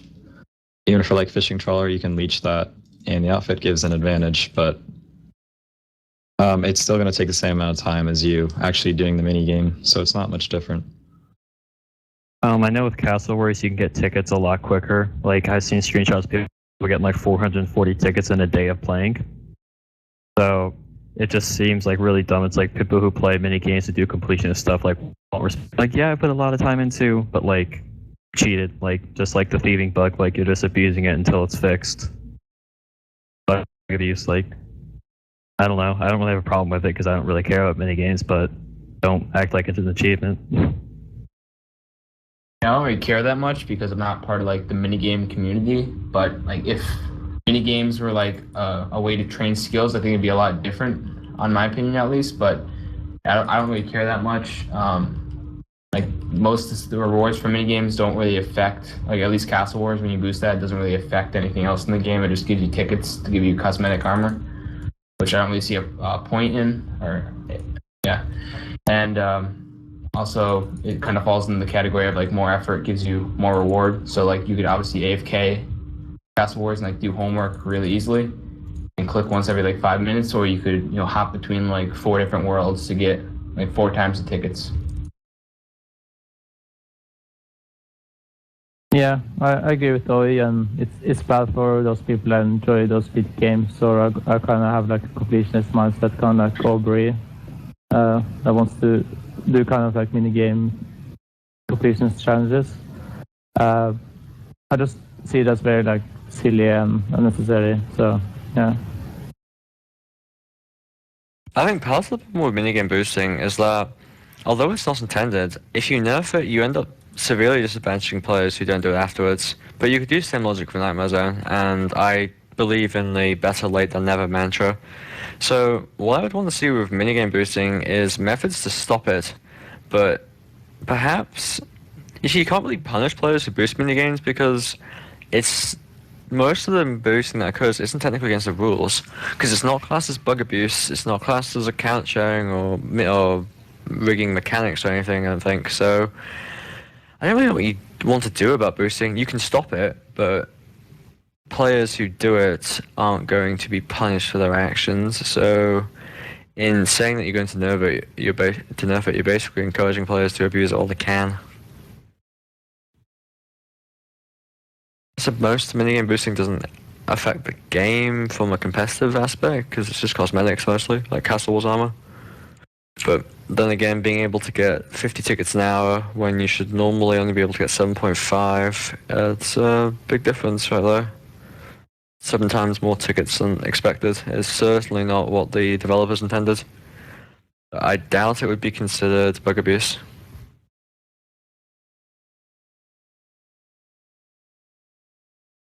Moving on, what quality of life update would you miss the most if it was removed? Probably moving the camera with my scroll wheel. I really like just playing with one hand and then the other hand on the keyboard. Like on a HK or whatever, just not doing anything. I'd missed the backwalking update because although I didn't really play much when backwalking was a thing, I think I did recognize it even though I was completely a noob and I didn't ever think about it. I can't understand that. It could be pretty annoying, so glad that's fixed. I applaud Ray and Noi for trying to come up with different answers than the obvious, but I'm just going to use it. Static spawns. Game would be awful without it. I would never do mining. It would be like Slayer would be a nightmare. So many things would be a nightmare without static spawns. Yeah, obviously stuff like static spawns and the scroll wheel are 2 major things that are big, but another one just to be different, I would say, would be like when they incorporated the remaining XP for like your level. Like, it wouldn't really affect you if you're max or have 99 in that skill. But if you're not max, which most people aren't, obviously, like just being able to quickly glance at it and just see exactly how much XP you need for the level is pretty convenient. And like, even though it doesn't take that long to calc out, how much XP you need for the next level just by looking at your current XP and your next level XP, but I still just think it's just a lot easier and more convenient to check. Yeah, static spawn is definitely my number one, but if I had to take number two, it would probably be the zoom option, just because I really like zooming out when I'm doing something like farm runs, just to keep more track of what's going on the entirety of the screen. And I also like zooming in because then I can be more focused on fishing spot, for example. And it doesn't really make it that much easier to me. It just makes it so that I misclick a bit less, and I just kind of like how it looks as well. So yeah, I would say zoom option is number two, and static spawns number one. For me, it has to be static spawns. For slightly different reasons than everyone else here, but I did Slayer to 99 back before static spawns were available, and I did not like having to go to World 2. That world was laggy at times, it was always crowded, and I found it frustrating much of the time because there were many tasks that were really only efficient to do in World 2. For example, cow fight, blood battles, etc. I also did mining before static spawns, and that was particularly tedious, having to crash people at World 2 or be crashed by people at World 2. And it was also a UK world, so it had the highest ping for me at the time. Static spawns, if static spawns didn't exist, I'm not even sure if I would be doing Slayer now, because it makes such a difference to how enjoyable the skill is, not having to worry about what world you go to. Because I can now hop for Slayer and go to any world. It doesn't matter because the spawn rate is the same on all of them.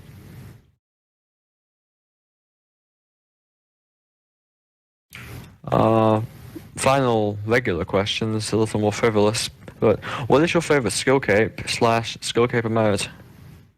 My favorite skill cape is the runecrafting cape. It's the most prestigious. And my favorite skill cape emote is the agility one. I've always liked it, even back in the day when I played. I remember seeing it for the first time in like Zezima, like Q&A or something on a YouTube video, and he was doing the emote. I thought it was like really cool.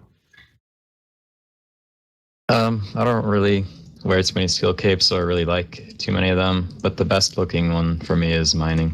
And my favorite emote is agility or Slayer, because they're both kind of fast paced and they're fun to watch. Yeah, for my favorite skill cape, I'm gonna broaden this and say achievement cape. Achievement diary cape is my favorite cape. And for emote, I mean, the achievement diary emote's cool, but like, if I'm honest, they're all pretty shit. So, none of them. Yeah, my favorite looking skill cape would probably be Herblore, just because I love the colors on it. It's a nice bright green with yellow trim on it. I think it looks really good. It's a really bright cape. I also like the farming cape pretty too. I like that one as well, even though it's kind of like more dull colors, but it's still green, and green's my favorite color. And my favorite emote would probably be the runecrafting cape, just because it's, I think, really unique.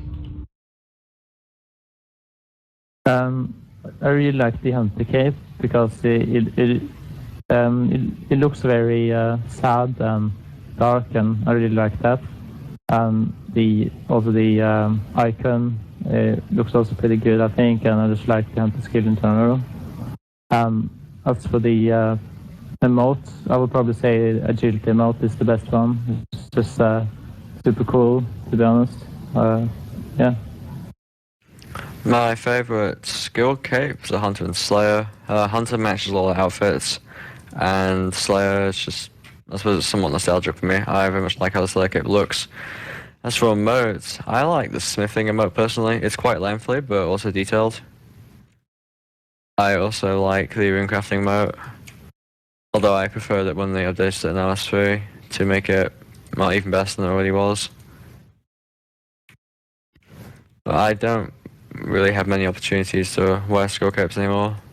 nor do I choose to, so it doesn't matter as much. I'm curious what the Maxcape emote will be like, though. It have to be epic if, like, I don't know. It's I remember Ghost saying it's going to be epic, so I hope it is. Like, I the would hope so ultimate as goal. well. Yeah, it should be.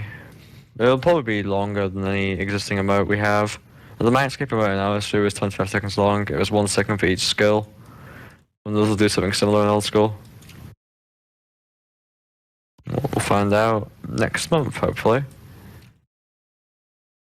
Our final discussion question now is, what are your thoughts on the polling system as a whole? So feel free to interpret this as you will. I think it's decent. I think the 75% to pass is good. It's not too low and it's not too high. One thing I don't like is how they try to pull, like, taking nightmares out of the game, like, or the 6-hour methods. I don't think they should pull game-breaking things like that rather than just take them out of the game, but they're late than never on that.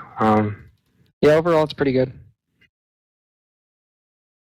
Kind of conflicting opinion for me, because when it's something like, if they were asking if they wanted Nightmare Zone removed a long time ago in the poll, if it was like 50% yes to pass a poll, the Nightmare Zone would have been removed. But then if it was 50% and people voted for sailing, then that would have came into the game. So I guess 75 is kind of an even number for what you need to pass the poll.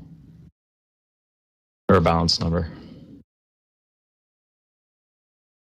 I really wish they had an abstain option. Like, it could, because every Iron Man issue or thing that's pulled, I couldn't care less.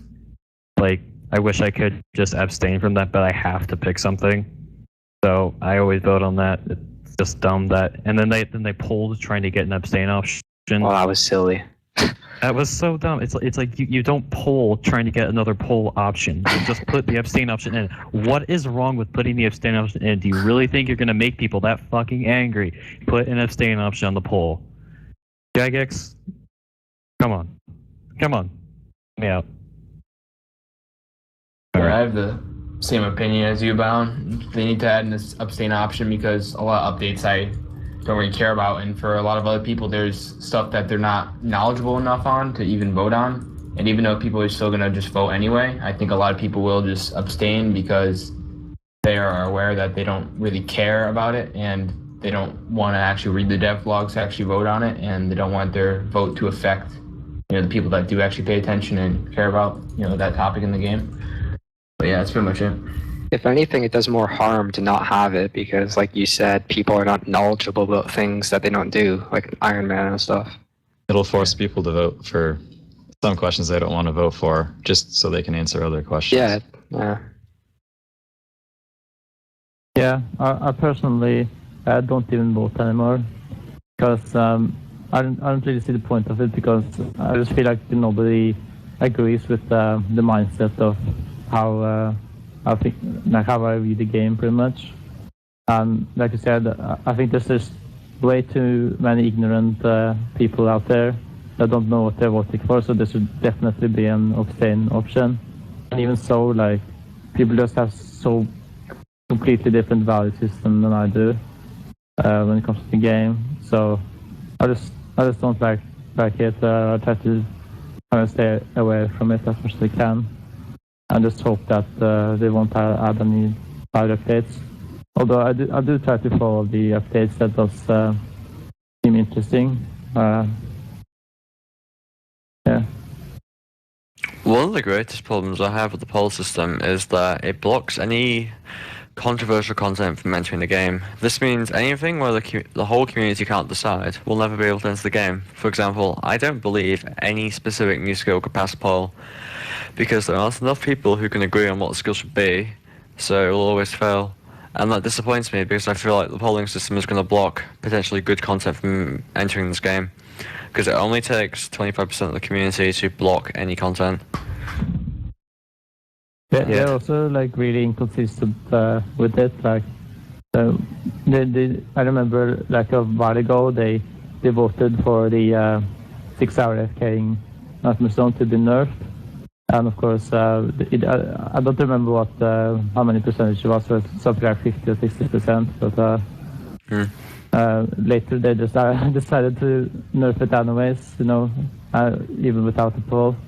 So it's kind of like, and they also added some other things without the poll as well. So it just seems like sometimes they seem to go to the extreme where they just can't add like really small things into the game even without the poll.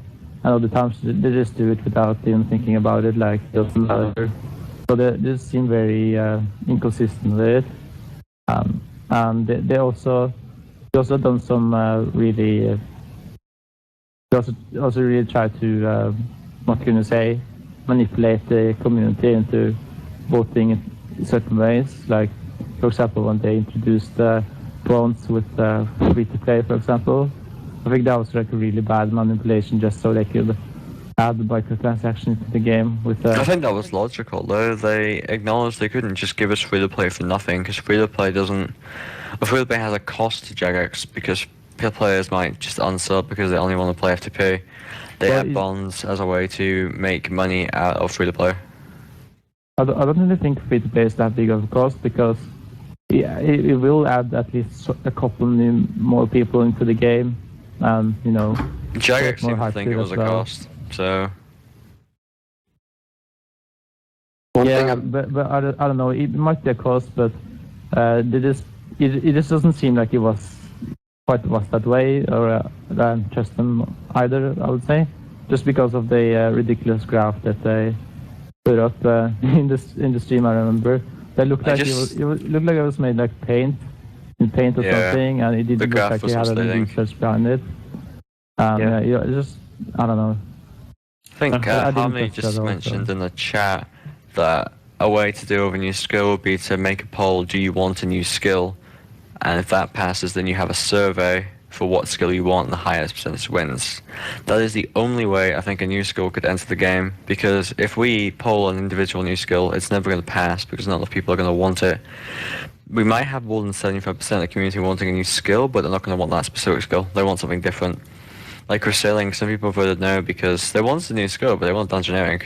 Maybe some people want something. Maybe some wanted divination, some wanted something else. And then you've got those people who just vote no to everything. I really would not want them to do that because you're voting on the unknown. You don't know what the skills are in advance.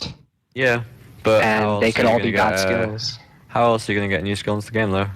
I personally don't want a new skill, so that's fine with me. But you're voting on something that's not there, and people may be inclined to just vote no because they have no idea what they're really voting for. That's the thing with the polling system. They try to rush things with like the sailing as well, where they rush things and you don't really know what you're voting for in total. I think they should take their time before they poll things, and I think they should not really be polling things every week. Where I think we're advancing too fast in the game. Take their time, maybe bi-weekly, even monthly. I'd be fine with that. I think to some extent the poll system's actually too good at blocking content the community doesn't want, and that could be a problem long term. This game could become stagnant if we don't get enough major new content. I mean, look how close the GE was. Oh yeah. God. Really Can you imagine if the GE had failed? Our lives would be terrible. Our lives would suck. I wouldn't be having that 0-time flip money. Yeah, I was just thinking of that. Oh, I'm so glad the GE passed, but that was close. Even the Elysian Spirit Shield was also very close. I mean, what would the corp have dropped if not Spirit Shields? Yeah. Yeah. Be more dead content. Anything remotely controversial does not fare well in the polls. One thing I've noticed on the poll system is that they don't always put the most important question at the top. They just put it in the middle somewhere. I think they should try to make it so the most important questions are at the very top, and then they ask too many questions at once. Oh, that too. That's why they shouldn't do it every week too. I think a poll should have a maximum of 10 questions. Yeah. And they're too vague 50 on some plus. questions.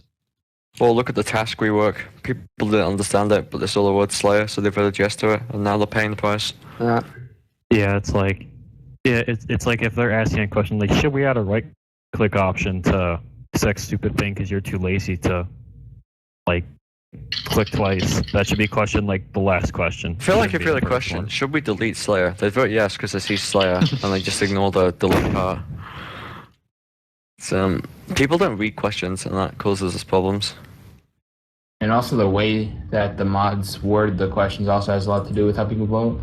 Although some notable cases of ambiguity in the past based on the wording of poll questions, and it's caused them to fail in the past. So I also don't think that developers should be like biased towards what they want in the game and whatnot. Like, Yeah. they like, try pushing for things too hard. I find waste the votes. Like vote-facing words in the devlog for sailing. Yeah, exactly. I still remember when they were trying to get the bonds to pass. They literally they put like four paragraphs. It's like you had to scroll down to click an option. They put like it's like a wall of text that people aren't going to want to read. Yeah. When they were doing when they blackmailed us with the free to play and the bonds. But yeah, the nebulous nature of some poll questions it inconveniences us, because if people don't understand the question, they may not vote how they feel. And often people don't consider the consequences of what they're voting for. Because if, let's say there's a poll with 20 questions and you only really care about 3 of them, you're just going to quickly vote for the others. And that is detrimental to the game. So, poll system's alright on the whole, but I feel like we need to reevaluate 75%, and we need to reevaluate how many questions we get per poll. Yeah, if there's too many questions, by the end, a lot of people are just going to want to get it over with, just like a survey. Because you have to vote on every question to get if there's one question you care about and 23 you don't, you have to vote on all the other ones, which, wow, we could just add an abstain option for those people who don't want to vote on those other questions. It's crazy. I mean, like, I know Jagex has never even thought of that before, because they never added it, obviously. And we could even have abstain be the default option on the poll, What? so if you don't even want that'd be Evan, good. abstain. No. Oh, that makes sense. No. I You like can't that do idea. that. Yeah, for real. That's a really good idea, though. But they won't do it because People don't want to have to click on all the other options. Maybe Yeah. abstain's too far away from the center. I think small updates, sorry, still on the topic of polls, small updates shouldn't be polled. The very small graphical changes or minor quality of life updates that are obviously going to pass, like more bank space, should not be polled. It adds poll questions like fillers.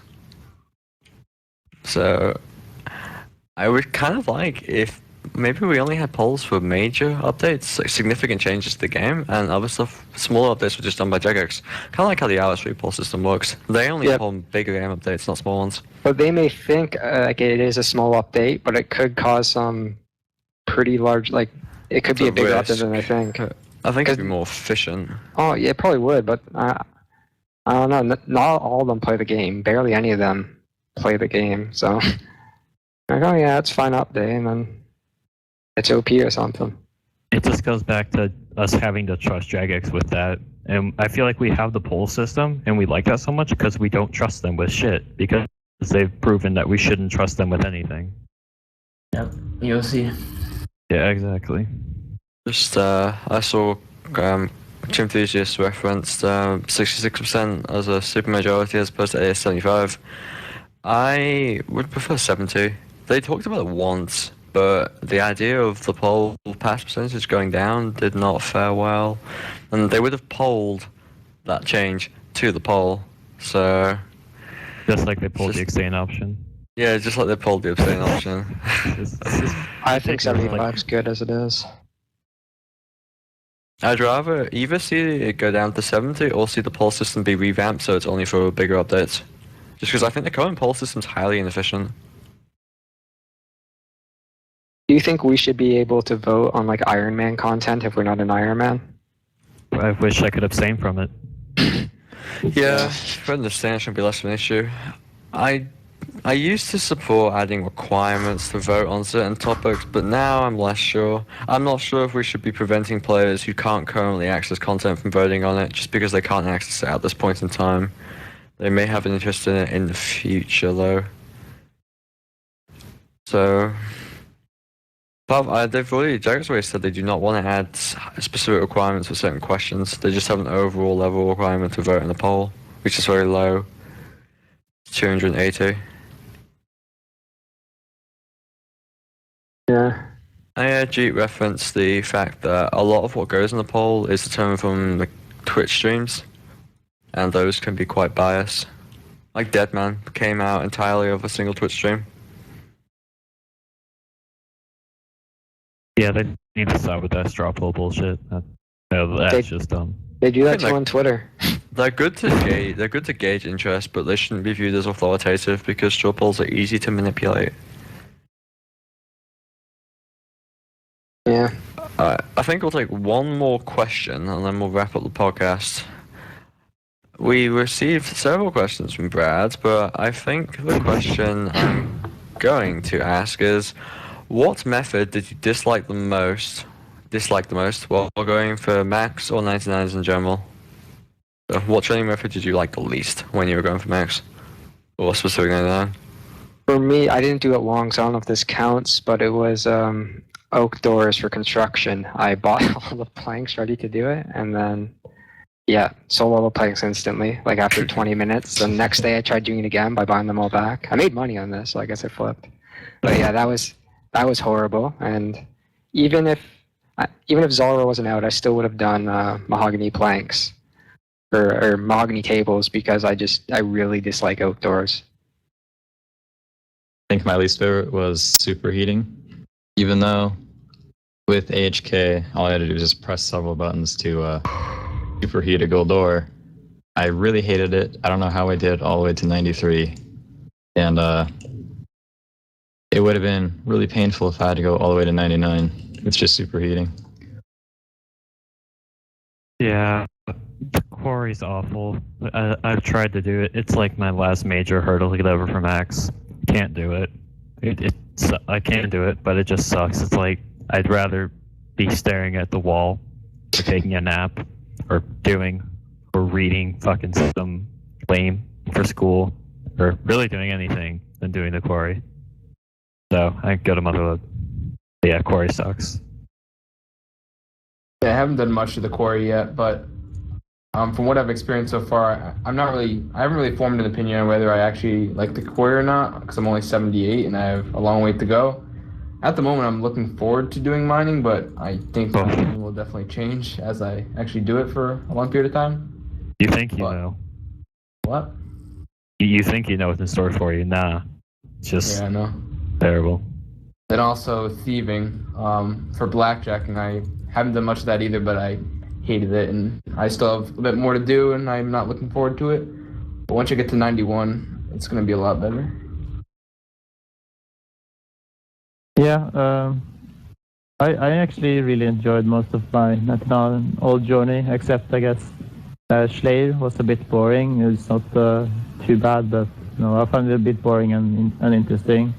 Although I don't regret it since the combat levels were really beneficial, although I don't think I'm interested in doing more post-99 combat.